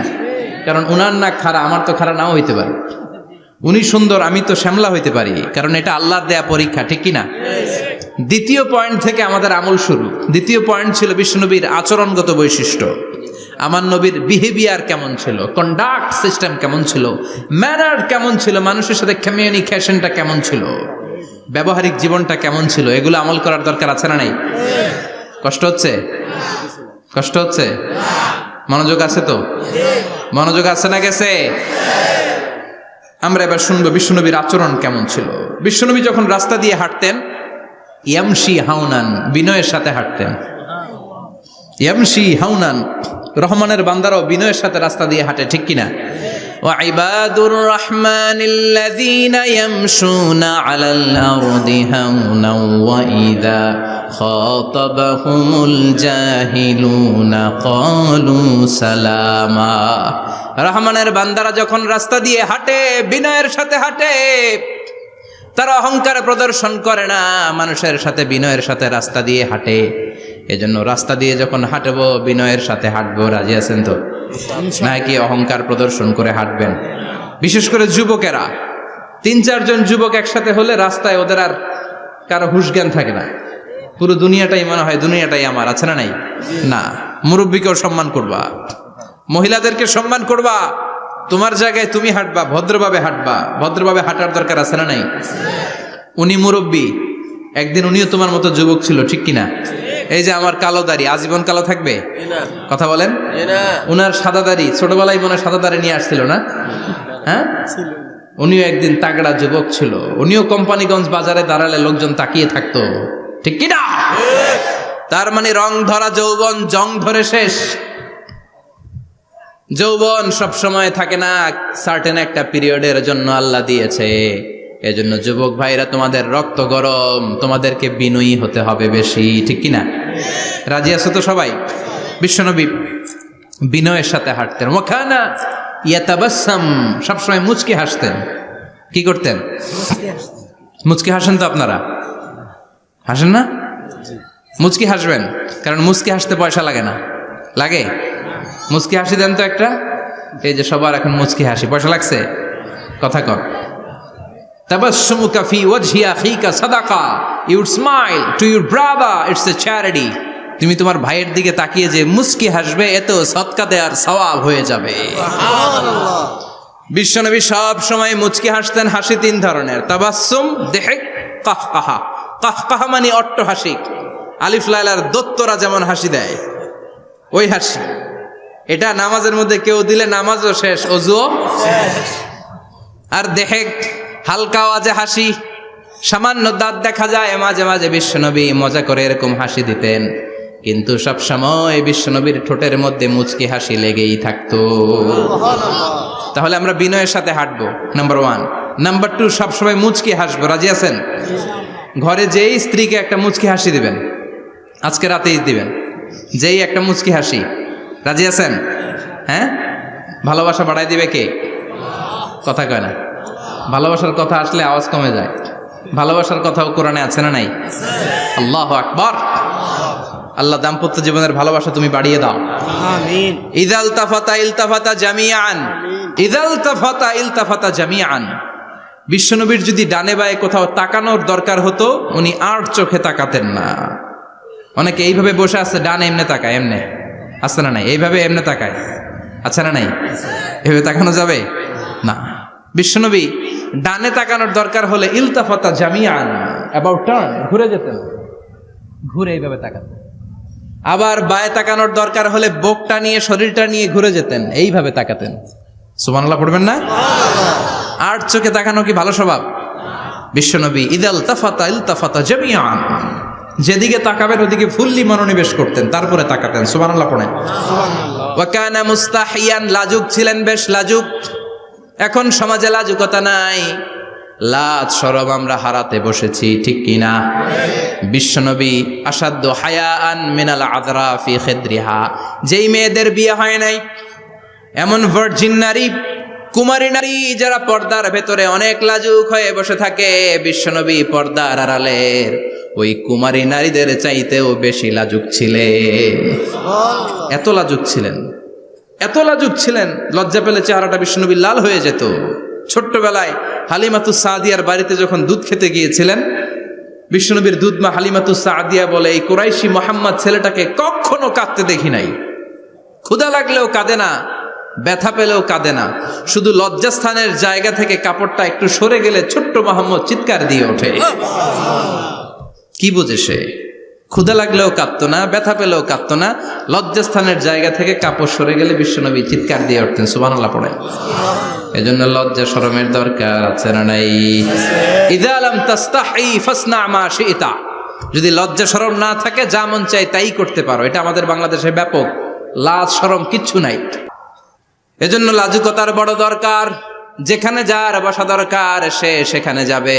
কিয়ামতের আগে যেই লোক যেই চেয়ারে বসার দরকার ওই লোক ওই চেয়ারে বসবে না। এটা হলো কিয়ামতের আলামত। জোরে কোন ঠিক কিনা? সভাপতি হওয়ার যোগ্যতা নাই, সভাপতি হয়, আছে না নাই? সেক্রেটারি হওয়ার যোগ্যতা নাই, সেক্রেটারি হয়, এরকম সমাজে আছে না নাই? নেতা হওয়ার যোগ্যতা নাই, নেতা হয়, আছে না নাই? সবগুলো কিয়ামতের আলামত। আমার বিশ্বনবী এমন লাজুক ছিলেন, বিশ্বনবীর মতো এমন লাজুক নবী আর কেউ ছিল নাকি? কথা বলেন। ওয়াকানা আসহাবুল মাইমানা, বিশ্বনবী ডানপন্থী ছিলেন। কি পন্থী? কি পন্থী? মুষ্টিবদ্ধ ডান হাতটাকে এরকম উপরের দিকে করেন আর চিৎকার করে বলেন, বিশ্বনবী কোন পন্থী ছিল? আমরা কোন পন্থী? জান্নাতে কারা ঢুকবে? কোন বামপন্থীর স্থান জান্নাতের ভেতরে হবে? চিৎকার করে বলেন, কোন নাস্তিক জান্নাতে ঢুকতে পারবে? এজন্য নবীদের মতো ডানপন্থী হতে হবে। জোরে কোন ঠিক কিনা? বিশ্বনবী সব ভালো কাজগুলো ডান দিক দিয়ে করতে পছন্দ করতেন। জামা পরলে ডান দিক দিয়ে, খাবার বিতরণ করলে ডান দিক দিয়ে, মুসাফা করা শুরু করলে ডান দিক দিয়ে, ডান দিক দিয়ে ভালো কাজ বিশ্বনবী পছন্দ করতেন। সুবহানাল্লাহ পড়েন। আসহাবুল মাইমানা, বিশ্বনবী মেহমানদারি করতে পছন্দ করতেন। আমরা করি তো? মেহমানদারি করান? মেহমান ঘরে আসলে ভালো লাগে? খারাপ লাগে কার কার দেখি? সবার ভালো লাগে, কিন্তু আমরা অনেকে খুশি হই না। মেহমান আসলে নাখোশ হই, নিজে খাইতে পাই না। মেহমান আইছে কে? খাওয়ামো করতে, খাওন নাই, যেন ও খাওন বানাইছে। খাওন পাঠায় কে? আল্লাহ। রিজিক দেয় কে? আল্লাহ। গোটা বিশ্বের সবাই মিলে আমরা একটা চাল বানাতে পারবো নাকি? ও মিয়া চাইনিজ চাউল না, চাইনিজ ডিম না, ওগুলা সবাই পারে, ঠিক কিনা? আল্লাহর বানানো ন্যাচারাল চাল, গাছের মধ্যে হওয়া যেই চাল, ধান আল্লাহ তৈরি করেছে, এরকম ধান, এরকম একটা পেয়ারা, এরকম ছোট্ট একটা কমলার টুকরা গোটা বিশ্বের সবাই মিলে বানাতে পারে নাকি? এজন্য রিজিকের মালিক কে? মেহমান আপনার রিজিকে ভাগ বসাতে আসে না, সে তো তার রিজিক নিয়ে আসে। সে আরো এসে আপনার রিজিকে বরকত ঢুকিয়ে দিয়ে যায়। চিল্লা এখন ঠিক কিনা? কারণ আমরা বরকতে বিশ্বাসী। বরকত বিশ্বাস করেন? 5 লাখ টাকা মাসে কামায়, ডাইন হাতে বা হাতে, আছে না নাই? হালাল হারাম ইচ্ছা মতো কামায়, মাস শেষে কিচ্ছু থাকে না, এরকম ডাকাইত আছে না নাই? হসপিটালের একটা বিল পরিশোধ করতে 3 লাখ চলে যায়, ঋণের বোঝায় জর্জরিত, রাতে ঘুম নাই, তার মানে বরকত নাই। আরেকজনের বেতন 20,000, কয় হাজার? বাড়ি ভাড়া 6,000, বাজার খরচ 6,000, ছেলে মেয়ের স্কুলের বেতন 6,000, বেড়ায় দান করে আরো 1,000, আরো থাকে। সুবহানাল্লাহ পড়েন। দিস ইজ কল্ড বারাকা। 20,000-এর বেতনের ভেতরে বারাকা ছিল। 5 লক্ষ ইনকাম, 1 টাকাও নাই, ঠিক কিনা? এজন্য কোটি টাকার মালিক দেখলে মনে করবেন না অনেক সুখ। এই দুনিয়ার জীবনটা ধোঁকা, মোহাচ্ছন্ন হয়ে আছি আমরা। এটা ধোঁকা, এটা মরিচিকা, এটা চাকচিক্যময় একটা জায়গা। মৃত্যুর পর মনে হবে একটা দুঃস্বপ্ন ঘটেছিল আমার, বিশাল এক জগৎ পড়ে আছে সামনে। দুনিয়াটাই ধোঁকা, দুনিয়াটাই মোহের জায়গা। আমরা সবাই মোহাচ্ছন্ন হয়ে আছি। দুনিয়ার উদাহরণ হলো 3টা লাশ আর 4টা স্বর্ণের টুকরার সমান। 3 জন যুবক কাজের জন্য বেরিয়েছে, পথিমধ্যে 4টা স্বর্ণের টুকরা পেয়েছে। যুবক কয়টা? স্বর্ণ পাইছে কয়টা? মহা খুশি, খুশিতে বাকবাকুম। 4টা স্বর্ণের বড় বড় টুকরা পেয়েছে। আমরা আজীবন খেলে বসে খেয়ে যেতে পারবো, কিচ্ছু লাগবে না আমাদের। তিন বন্ধু বলে ভাগ করি, আরেকজন বলে ক্ষুধা লাগছে। একজন যা বাজার থেকে রুটি কিনে নিয়ে আয়, খাওয়ার পরে ভাগ করবো। একজন রুটি কিনতে গেল, শয়তান দুইটারে বুঝায় ওইটারে মারতে পারলে ভাগ বটোয়ারা সহজ হবে। তোরা দুইজন স্বর্ণ 4টা, তুই নিবি 2টা, ও নেবে 2টা। হিসাব সহজ না? দুই বন্ধু প্ল্যান করছে, ওইটারে মাইরা তুই 2টা আমি 2টা। যেটা রুটি আনতে গেছে প্ল্যান করেছে রুটির মধ্যে বিষ মিশায় নেই, কি মিশাবো? বিষ। তাহলে বিষ খাওয়া রুটি খেয়ে ওই 2টা সে সব পাবে, আমি পাবো। ভাগাভাগের কিছু নাই, সব যাবে আমার কাছে। 4টা স্বর্ণের টুকরার মালিক আমি। রুটির মধ্যে বিষ মেখে নিয়ে এসেছে। ওই দুই বন্ধু প্ল্যান অনুযায়ী ওইটারে ধরে মেরে ফেলছে। এবার মহা খুশি। এক বন্ধু কয়, এবার তো ভাগ বটর আর কিছু নাই, তুই 2টা আমি 2টা, আগে খাইয়া লইস। আগে খাওয়ার পরে এই 2টাও নাই। 3টা লাশ, 4টা স্বর্ণের টুকরা। এটাই তো দুনিয়ার জীবন, ঠিক কিনা? আসল জীবন কবর থেকে শুরু হবে, কোন ঠিক কিনা? একদিন মাটির ভেতরে হবে ঘরে মন আমার, কেন বাঁধো দালান ঘরে মন আমার, কেন বাঁধো দালান ঘর, ঠিক কিনা? দুনিয়ার জীবন আসল জীবন না, এটা মরিচিকা, এটা ধোঁকা, এটা মোহ, এটা শয়তানের চাকচিক্য। আসল জীবন কবরের জীবন। আসল জীবন সামনে পড়ে আছে, জন্য বরকতে বিশ্বাস করি আমরা, ঠিক কিনা? ল্যান্ড ক্রুজার দাপিয়ে বেড়ায়, বড় বড় টাওয়ারের মালিক, অনেক সম্পদের মালিক। এটা দেখেই মনে করবেন না অনেক সুখে আছে, ঘরে যেয়ে দেখেন কোনো সুখ নাই, ঠিক কিনা? সাধারণত টাকা যার বেশি দুঃখ তার বেশি, টাকা যার কম সুখ তার বেশি। সুবহানাল্লাহ পড়েন। আল কানাআতু মিনাল ইসলাম। এজন্য আমার শ্রমিক ভাইয়েরা, আপনাদের এক পা জান্নাতে এমনি ঢুকে আছে। নামাজ পড়বেন, মা বাবার খেদমত করবেন, ইসলামের নিয়মগুলো মানবেন, দ্বিতীয় পাটাও জান্নাতে ঢুকায় দিবে কে? আর যারা কোটি কোটি টাকার পাহাড় বানিয়েছে, ওদের হিসাবের ফিরিস্তিও অনেক বড়। বিশাল বাড়ির মালিক, ল্যান্ড ক্রুজার চালায়, সাবরোলেট চালায়, পোরশে, ফারারে, ল্যাম্বরগিনি চালায়, আছে না নাই? ঘরে সুখ নাই, রাতে ঘুম নাই, টেনশন আর টেনশন। 4টা ট্যাবলেট খেয়ে আধা ঘন্টা ঘুমাতে পারে না, এরকম ধনী আছে না নাই? সব ধনীরা আবার এক পাল্লায় মাইপেন না। মাথার ঘাম পায়ে ফেলে যেই ধনী ব্যবসায়ীরা বড় লোক হয়েছে, ওদের ঘরে ঠিকই শান্তি আছে। তার মানে টাকা যার বেশি, ওষুধ তার বেশি, কিচ্ছু খেতে পারে না। দেখবেন ধনীদের খাবারের ডায়েটে থাকে ভেজিটেবলস আইটেম, ঠিক কিনা? এমনি হজম হয় না, আবার ডাক্তারের কাছে গেলে বলে কিচ্ছু খাবেন না, খালি ঘাস খাবেন। কি খাবেন? মানে ভেজিটেবল খাবেন, সবজি খাবেন তো সুস্থ থাকবেন, আছে না নাই? ঘুম নাই, শান্তি নাই। এই যে কোম্পানিগঞ্জ বাজারের যারা কুলি মজুর শ্রমিক, এদের ঘুমে ঝামেলা আছে? কথা বলেন। ধনী পয়সাওয়ালা কোটিপতি, সে ঘুমের ট্যাবলেট খায়। ঘুমের জন্য যে ট্যাবলেট লাগে রিক্সাওয়ালা ওইটাই জানে না, ঠিক কিনা? 1000 কোটি টাকার মালিক হলে বাড়ি কিনা যায়, গাড়ি কিনা যায়, সুখ কিনা যায় না। কোম্পানিগঞ্জ বাজারে সুখ বিক্রি হয় এমন দোকান আছে নাকি? কথা কন, একটাও নেই। কি করলেন আপনারা? সুখের দোকান দিতে পারলেন না? কি আজীব তামাশা। টাকা দিয়ে সুখ কিনা যায় না, গাড়ি কিনা যায়, বাড়ি কিনা যায়, কিন্তু সুখ নো ওয়ে, কেনা যায় না। টাকা হলে জাজিম কিনা যায়, বালিশ কিনা যায়, ঘুম কিনা যায় না। ঘুম কিনা যায়? ফার্মেসিতে ডাক্তারের কাছে যে যদি বলেন 2000 টাকার ঘুম দেন, দিবে?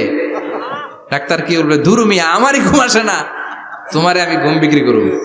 আচ্ছা না নাই? শ্রমিক ভাই, রিক্সাওয়ালাদের ঘুমের ঝামেলা নাই। যেখানে রাই তো এখানেই, যেখানে রাই তো এখানেই কাই। ওর মাথা লাগতে দেরি বিছানায়, নাক ডাকতে দেরি হয়। ওর নাকের ডাকের আওয়াজে ট্রাকের ইঞ্জিনও ফেল, ঠিক কিনা? এজন্য আমরা বরকতে বিশ্বাসী। অল্প খাবো, অল্প পড়বো, অল্প জমাবো, অল্পের ভেতর বরকত দিয়েছে কে? এজন্য মেহমান আসলে বিশ্বনবী খুশি হতেন। আমরাও মেহমান আসলে খুশি হব। রাজি আছি না নাই? সবাই রাজি? মেহমানদারি করাবেন তো? এরপরে বিশ্বনবী ইনসাফ করতেন। কি করতেন? ইনসাফ করতেন। বিচার করার সময় বিশ্বনবী ইনসাফ করতেন। গোটা বিশ্বকে ইনসাফ শিখিয়েছেন বিশ্বনবী। আমাদের দেশেও তো ইনসাফ হয় না? হাইকোর্টে, সুপ্রিম কোর্টে, গ্রাম্য সালিশে আছে? আছে? আহা, আহকামুল হাকিমিনের দরবারে সবগুলো বিচার আবার বসবে। চিল্লায় বলেন ঠিক কিনা? ও মিয়া, দুনিয়াতে বিচারপতি বিচারের রায় দেয়, ওই বিচারপতিরও বিচার আছে না নাই? সবচেয়ে বড় বিচারপতির নাম কি? বিশ্বনবী ইনসাফ করে গোটা বিশ্বকে দেখিয়ে গেলেন কেমন করে বিচার করতে হয়। বিশ্বনবীর কাছে কখনো বিচার আসলে বিশ্বনবী দুই পক্ষের কথা শুনে রায় দিতেন। পড়েন সুবহানাল্লাহ। সব সময় দুই পক্ষের কথা শুনে রায়। এখন কি দুই পক্ষকে সমান প্রিভিলেজ দেয়া হয়? কথা বলেন। কারণ কোরআন দিয়ে বিচার হয় না। কোরআন দিয়ে বিচার হোক আমরা চাই কি চাই না? আমার সংসদ ভবনের ভেতরে কোরআনের আইন দিয়ে সংসদ ভবন কায়েম হোক আমরা চাই কি চাই না? সেনাবাহিনীর ভেতরে দরবার হলগুলোতে যখন আলোচনা বসে কোরআন মাঝখানে থাকবে। চিল্লায় বলেন ঠিক কিনা? দেশের সবগুলো ক্যান্টনমেন্টের ভেতরে কোরআন থাকার দরকার আছে না নাই? সবগুলো আদালতের ভেতরে কোরআন থাকার দরকার আছে না নাই? কোরআনের আইন অনুযায়ী আমার দেশের সব নিয়ম কানুন চলবে আমরা চাই কি চাই না? এই কোরআনের আইনের বিরুদ্ধে যদি কোনো আইন পাশ করা হয় আমরা ওই আইনের বিরুদ্ধে চিৎকার করে বলেন ঠিক কিনা? আমরা এই কোরআনের জন্য সব বাজি রাখতে রাজি আছি। আমরা জীবন বাজি রাখতে রাজি আছি। আমরা দেহের তাজা রক্ত বিলিয়ে দিতে রাজি আছি। জোরে বলেন ঠিক কিনা? কোরআনের জন্য কে কে ময়দানে থাকতে রাজি আছেন? হাত উঁচু করে আল্লাহর দেখা।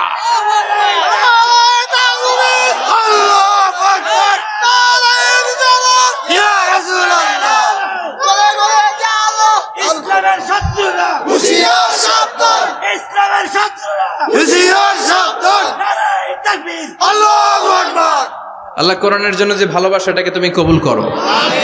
আমরা যেন দেখে যেতে পারি যে এই দেশে কালেমার পতাকা পতপত করে উড়েছে। আমরা যারা ইসলামের পক্ষে, এটাই আমাদের অপরাধ। আমরা ইসলামকে একটা বিজয়ী শক্তি হিসেবে দেখতে চাই। আমরা ইসলামকে পার্লামেন্টের ভেতরে দেখতে চাই। আমরা কালিমার পতাকা পতপত করে উঠছে এটা দেখে যেতে মরতে চাই। চিল্লায় বলেন ঠিক কিনা? বিশ্বনবী ইনসাফ শিখালেন। বিচার আসলে দুই পক্ষের কথা শুনতেন। বিশ্বনবীর স্ত্রী সাওদা এসে বলে, নবী, আমি আপনার কুমারী বউ আয়েশার ঘরে তরকারি নিয়ে গিয়েছিলাম, ঝোল নিয়ে গিয়েছিলাম, কোন বর্ণনায় পায়েস নিয়ে গিয়েছিলাম।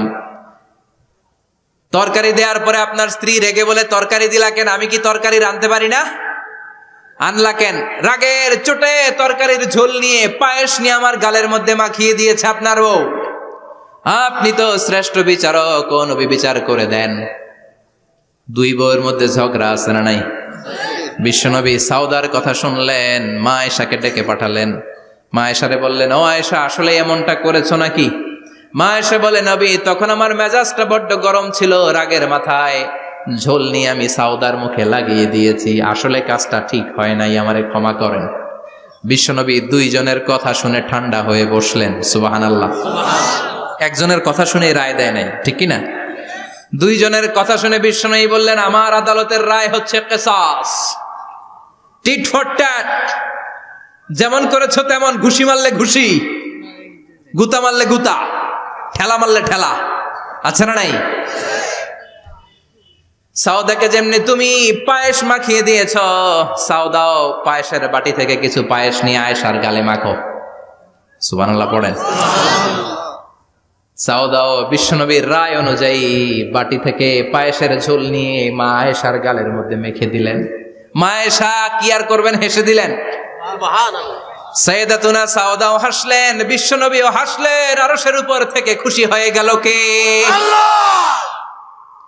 এজন্য কোরআন দিয়ে যদি, কোরআনের নিয়ম দিয়ে যদি, বিশ্বনবীর শেখানো পন্থায় যদি বিচার হয়, ওই বিচারের মধ্যে ইনসাফ থাকবে, জুলুম থাকবে না। ওই বিচারের মধ্যে কোনো স্কাইপি কেলেঙ্কারি হবে না। আমাদের টেলিফোনের ফোনালাপ ফাঁস হয়ে যায়, স্কাইপি ফাঁস হয়ে যায়, অনেক ঝামেলা হয়ে যায়। আছে না নাই? এরপরেও জনগণের চোখ খোলে না। আল্লাহ তুমি চোখ খোলার তৌফিক দাও, সহি সমঝ দান করো। পড়ে না আমিন। বিশ্বনবী ইনসাফ করতেন। বনু মাখজুমিয়া গোত্রের এক মহিলা চুরিতে ধরা পড়ল। কিসে ধরা পড়ল? কথা বলেন। চুরিতে। চুরি করলে নিয়ম কি? লাউ চুরি করলে, আম চুরি করলে, কলা চুরি করলে হাত কাটা যাবে না, এটা বড় চুরি। সুবহানাল্লাহ। উমরে ফারুক বলেছেন, দুর্ভিক্ষের বছর কেউ যদি চুরি করে তার হাত কেটে দেয়া যাবে না, কারণ এটা অভাবের চুরি, এটা স্বভাবের চুরি না। ঠিক কিনা? ঘরে খাবার নাই, পেটে দানা পানি নাই, লাউ চুরি করছে, মুরগি চুরি করছে, এই চোরের হাত কেটে দিও না, কারণ সে ক্ষুধার্ত, পেটে খাবার আছে, গায়ে জামা আছে, সমাজে সম্মান আছে, তারপরেও পুরো দেশটা খেয়ে ফেলতে চায়, এরকম ডাকাত আছে না নাই? দেশের টাকা পাচার করে, ব্ল্যাক মানি করে, এরকম ডাকাত আছে না নাই? ঘুষ খেতে খেতে পেটটা এরকম হাতির মতো মোটা করেছে, এরকম ডাকাত আছে না নাই? দেশের সবকিছু লুণ্ঠন করে, এরকম আছে না নাই? এই ডাকাতদের হাত কাটার মধ্য দিয়ে হাত কাটার প্রোগ্রাম শুরু করতে হবে। এরকম একটা ডাকাতের হাত কেটে যদি দেশের গভর্নমেন্ট বাইতুল মোকাররমে জুমার নামাজের সামনে লাইভ সম্প্রচার করে, সারা বাংলাদেশের 18 কোটি মানুষ যদি দেখে, আর কেউ চুরি করবে? চুরি করার আগে 3 বার লাফ দিবে, যেরকম ঠিক কিনা? বনু মাখজুমিয়া গোত্রের এক নারী চুরিতে ধরা পড়ল। ভেরি প্রেস্টিজিয়াস এন্ড ডিগনিফাইড ফ্যামিলির মেয়ে। এলাকায় সম্ভ্রান্ত কিছু ফ্যামিলি থাকে না, এরকম বড় ফ্যামিলির মেয়ে। সব সাহাবারা বলল, এখন যদি নবী হাত কেটে দেয় মদিনাতে তো মারামারি হবে। ওসামা বিন যায়েদকে বলল, ওসামা, তুমি বিশ্বনবীর সবচেয়ে প্রিয় পাত্র, হুব্বু রাসূলিল্লাহ, তুমি যাও বিশ্বনবীরে বলো হাত যেন কেটে না দেয়। ওসামা যে বলে, নবী গো, সব সাহাবারা বলেছে এই মেয়ের হাত কাটলে মদিনায় ঝামেলা হবে, হাত কেটে দিয়েন না। এই কথা শুনে বিশ্বনবীর চেহারাটারে লাল করে দিল কে? বিশ্বনবী বললেন, ওসামা, কোত্থেকে এত বড় স্পর্ধা পেলি রে তুই ওসামা? এই আইনটা তো আমি বানাই নাই, আরশের উপর থেকে এই আইনটা নাজিল করেছে কে? আস-সারিকু ওয়াস-সারিকাতু ফাকতাউ আইদিয়াহুমা জাযাআম বিমা কাসাবা নাকালাম মিনাল্লাহ ওয়াল্লাহু আজিজুন হাকীম। সুবহানাল্লাহ পড়েন।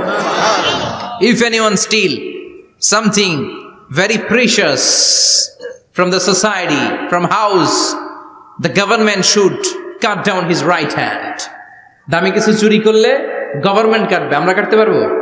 এটা সরকারের কাজ, সরকার ডান হাত কেটে দিবে। ওসামা, এটা আল্লাহর আইন। কেমন করে আল্লাহর আইনে তুমি সুপারিশ করতে আসো?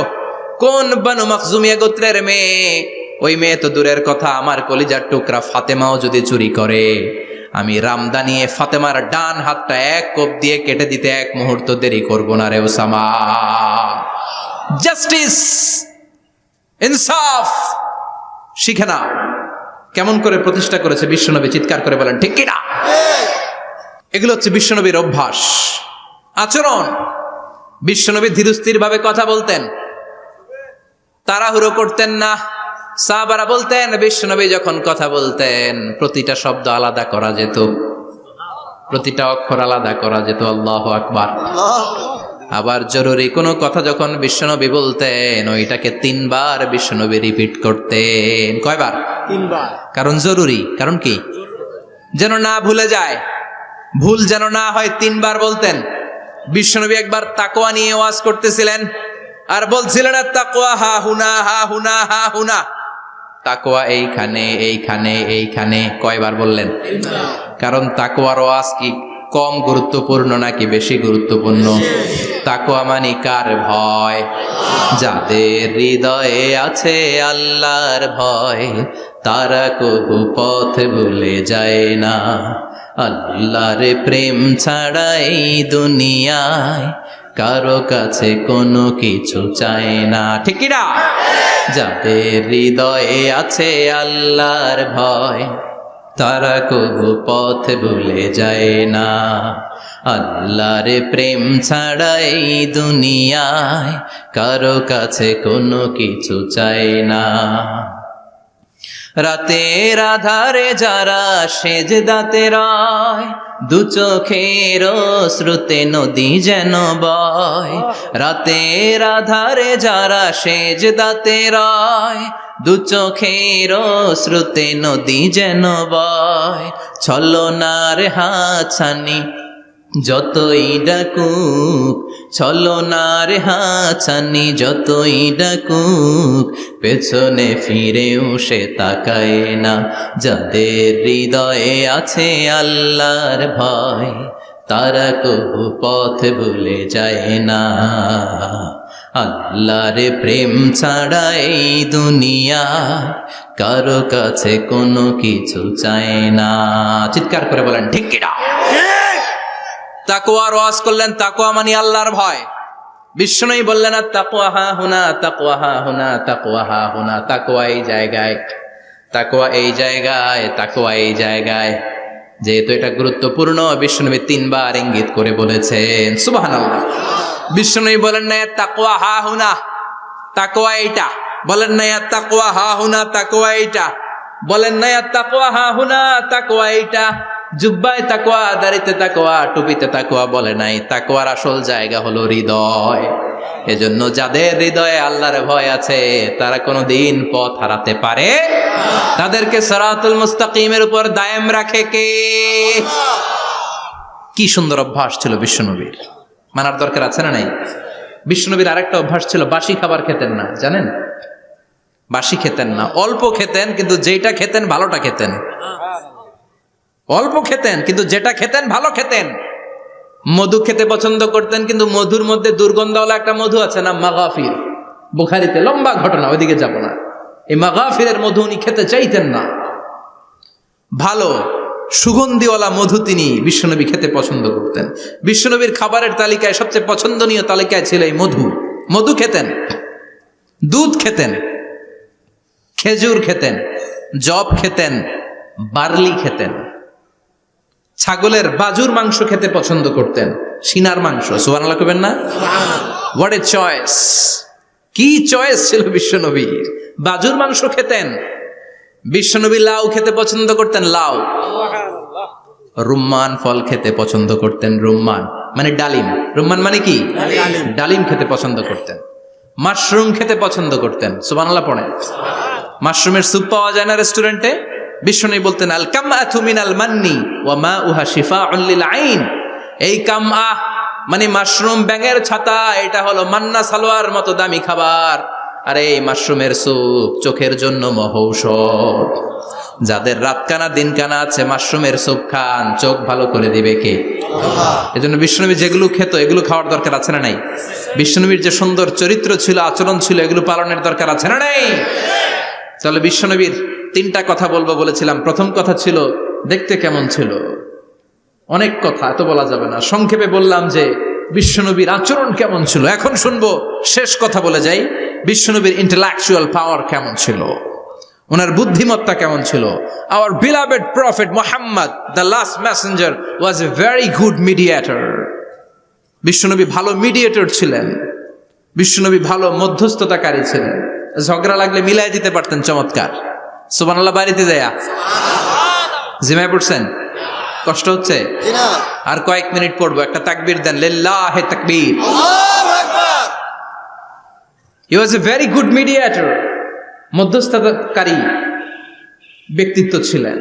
স্বামী স্ত্রীর মধ্যে ঝগড়া লাগলে মিলাইয়া দিতেন, বন্ধু বন্ধু ঝগড়া মিলাইয়া দিতেন, সমাজে সমাজে মারামারি মিলাইয়া দিতেন। মক্কা থেকে মদিনায় যখন গেলেন, মদিনায় 120 বছরের একটা যুদ্ধ চলছিল, কেউ যুদ্ধটা থামাতে পারে না। বিশ্বনবী 7 দিনের ব্যবধানে যুদ্ধ থামিয়ে দিলে। Intellectual capacity, very good mediator. এজন্য বিশ্বনবীর উম্মত যারা, তাদের অভ্যাস হবে ঝগড়া লাগায় দেওয়া যাবে না, মিলায় দিতে হবে। ঠিক কিনা? আমরা যদি ঝগড়া দেখি দূর থেকে আরো লাগায় দিতে চাই, আছে না নাই? কোম্পানিগঞ্জ বাজারে ঝগড়া, কয় লাগুক আরো লাগুক, ধরবি না, থামাবি না। দূর থেকে মজা দেখি, মজাই লাগে, এরকম ডাকাইত আছে না নাই? আগুন লাগলে পানি দিয়ে নেবায়, অনেকে তেল ঢালে, আছে না নাই? কি করবেন? মিলিয়ে দিবেন। আপনার মর্যাদা বাড়িয়ে দিবে কে? আল্লাহ। বিশ্বনবী ভেরি গুড মিডিয়েটর ছিলেন। বিশ্বনবী লজিক্যাল এবং রেশনাল ছিলেন, বুদ্ধিমত্তাকে কাজে লাগাতেন। এক সাহাবী এসে বলে, নবী ইযান লি বিজিনা, আমারে জিনার অনুমতি দেন। কিসের অনুমতি? কার কাছে অনুমতি চাইলো? অন্যান্য সাহাবারা এই যুবক ছেলেটাকে ধমকাতে লাগলো, বসো, এই মিয়া বসো, বিশ্বনবীর কাছে কি কথা বলে এগুলা? ওই যুবক বসে রইল। বিশ্বনবী কাজ সারালেন, এরপর বললেন, আইনা শাবাব, ওই যুবকটা কোথায়, এদিকে আসো, কি চাইছো বলো। কয়, বিশ্বনবী আপনি আমারে জিনা করার অনুমতি দেন। বিশ্বনবী যুবকটারে কাছে ডেকে আনলেন, বললেন, ও যুবক, তোমার ঘরে বোন আছে কিনা? কয় আছে। তোমার বোনের সাথে কোনো পুরুষ জিনা করুক তোমার কেমন লাগবে? সে বলে, আমি এই পুরুষটারে হত্যা করব। হত্যা করবা? ওকে, ডান। তোমার ঘরে মা আছে কিনা? আছে। তোমার মায়ের সাথে পর পুরুষ জিনা করবে কেমন লাগবে? কয়, আমি সাইজ করবো ওরে। তোমার ঘরে স্ত্রী আছে কিনা? আছে। তোমার স্ত্রীর সাথে যদি কেউ জিনা করে কেমন লাগবে? বলে, আমি তারে ছাড়বো না। বিশ্বনবী বললেন, তাহলে যেই মহিলার সাথে তুমি জিনা করবা সেও তো কারো বোন, সেও তো কারো স্ত্রী, সেও তো কারো মা, ঠিক কিনা? সুবহানাল্লাহ, হোয়াট অ্যান ইন্টেলেকচুয়াল ক্যাপাসিটি। যুবক বলে, তাই তো, এইভাবে তো ভাবি নাই। আমি যার সাথে পাপ কর্ম করব সেও তো কারো বোন হবে, সেও তো কারো মা হবে, সেও তো কারো স্ত্রী হবে। ও নবী, আপনি আমারে মাফ করে দেন, আমার জন্য দোয়া করে দেন যেন তাকওয়ার উপর জীবন প্রতিষ্ঠা করতে পারি। লজিক্যালি জিনিসকে সলভ করার চেষ্টা করতেন।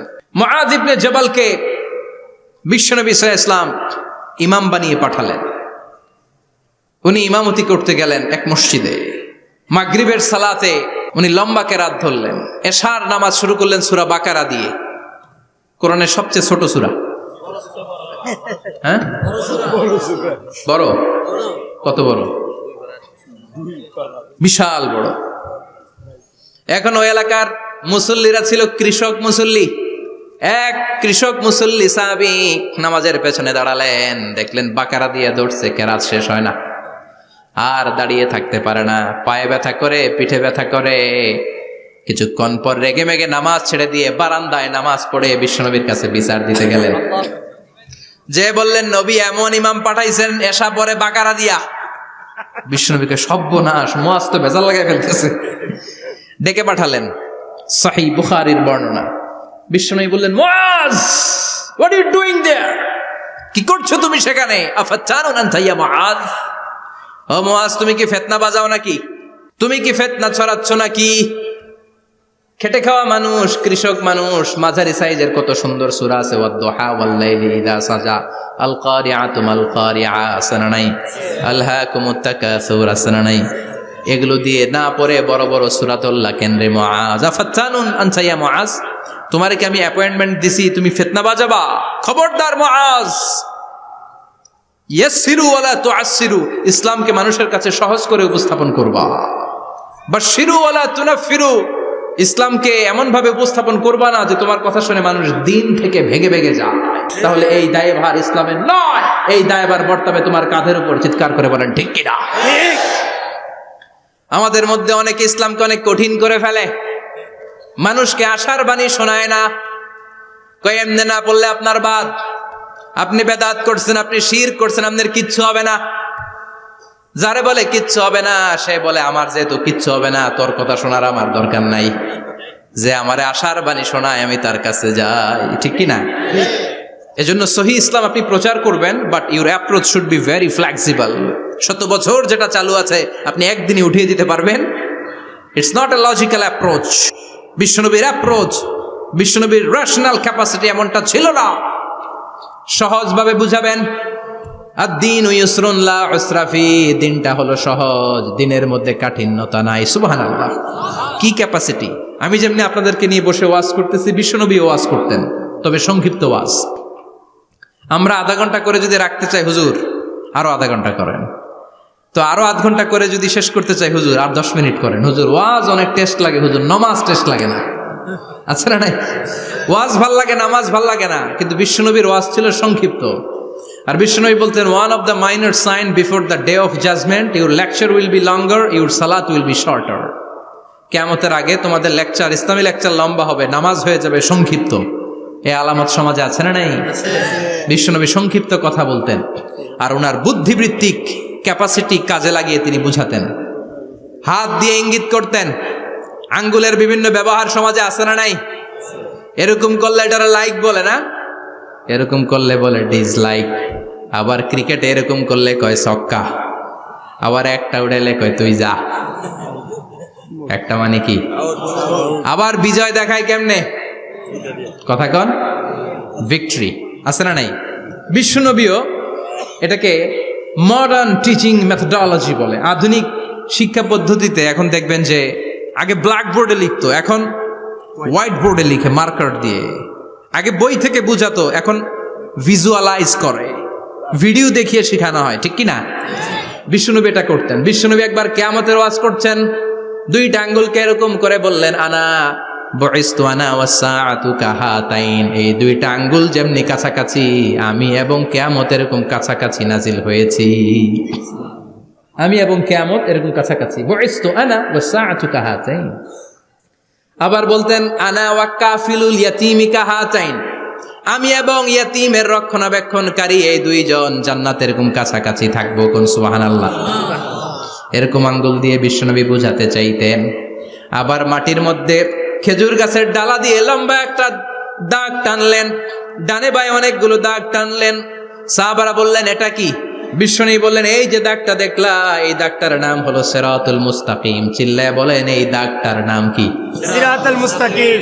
আর ডানে বায়ে ছোট ছোট যে দাগগুলো দিলাম, এগুলো হলো সুবুলুশ শায়তান, শয়তানের রাস্তা। সিরাতুল মুস্তাকিমে উঠলে শয়তানের রাস্তা থেকে অনেক হাতছানি আছে না নাই? ডানে বায়ে তাকানো যাবে না। সিরাতুল মুস্তাকিমে যে তুমি উঠেছো, চলতে থাকে বা চলা শুরু হলো দুনিয়াতে, শেষ হয়ে যাবে জান্নাতে। সুবহানাল্লাহ। বিশ্বনবী মাঝে মাঝে বোঝানোর জন্য প্রশ্ন করতেন, কারণ প্রশ্ন ছুড়ে দিলে মানুষের মধ্যে জানার আগ্রহ বাড়ে না কমে? কথা বলেন। আমি যদি একটা প্রশ্ন করি আর বললাম উত্তর দেন, কেউ পারতেছেন, একটু ঠেকা ঠেকা ভাব, ঠেকে যাচ্ছেন, তখন হুট করে উত্তরটা বললে এটার জীবনে ভুলবেন না, ভুলবেন? কারণ ওই যে ঠেকছেন, শিখছো কোথায়? ঠেকছি যেথায়, ঠিক কি না? বিশ্বনবী প্রশ্ন করতেন। বিশ্বনবীর এই প্রশ্নটা বলে শেষ করছি। বিশ্বনবী সাহাবাদের মাঝখানে ওয়াজ করতেছেন আর বলতেছেন, ইন্না মিনা শাজারি শাজারা লা ইয়াসকুতু ওয়ারাকুহা মাসালুহু কামাসালিল মুসলিম। বললেন, আমাদের এই ভূখণ্ডে এমন একটা গাছ আছে, যেই গাছের পাতা ঝরে না, এই গাছের দৃষ্টান্ত মুমিনের দৃষ্টান্তের মতো। বলো তো গাছটা কি? কে জানো? কেউ কথা কয় না। কি গাছ? কি গাছ? কেউ কথা কয় না, কেউ বলতে পারে না। কেউ বলে শাজারাতুল বাওয়াদি, ওই ক্যাকটাস গাছ, পাহাড়ি গাছ, ওই গাছ, সেই গাছ, কেউ বলতে পারে নাই। বিশ্বনবী বললেন, কেউ পারো নাই? সঠিকটা শুনে নাও, ইন্নাহা নাখলা, এটা খেজুর গাছ। সুবহানাল্লাহ পড়েন। সাহাবীরা ভাবছে এটা তো ঘরের পাশে আছে, এটা মনে কয় নাই।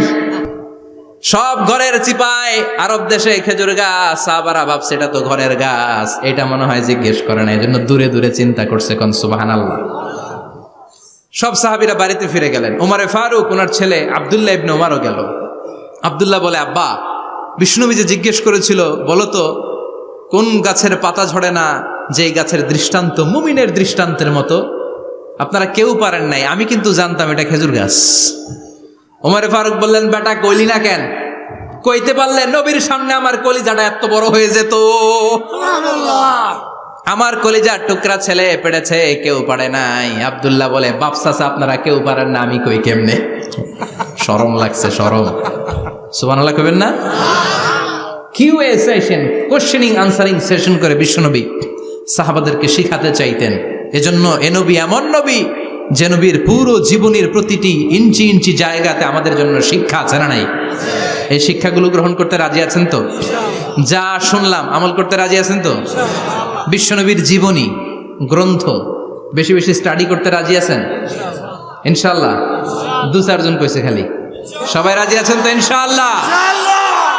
যাদের ঘরে বিশ্বনবীর কোনো জীবনী নাই, বাংলা অনেক জীবনী গ্রন্থ পাওয়া যায়। বিশ্বনবীর জীবনী হচ্ছে আমাদের জন্য মডেল, ঠিক কি না? এবং এই মডেল অনুযায়ী যদি আমাদের জীবনকে আমরা সাজাতে পারি, জান্নাতের দুয়ারগুলো আমাদের জন্য খোলা রাখবে কে? আল্লাহ। আল্লাহ আমাদের সবাইকে কথাগুলো বুঝার ও আমল করার তৌফিক দান করুক। আমরা পড়ি আমিন। আমিন।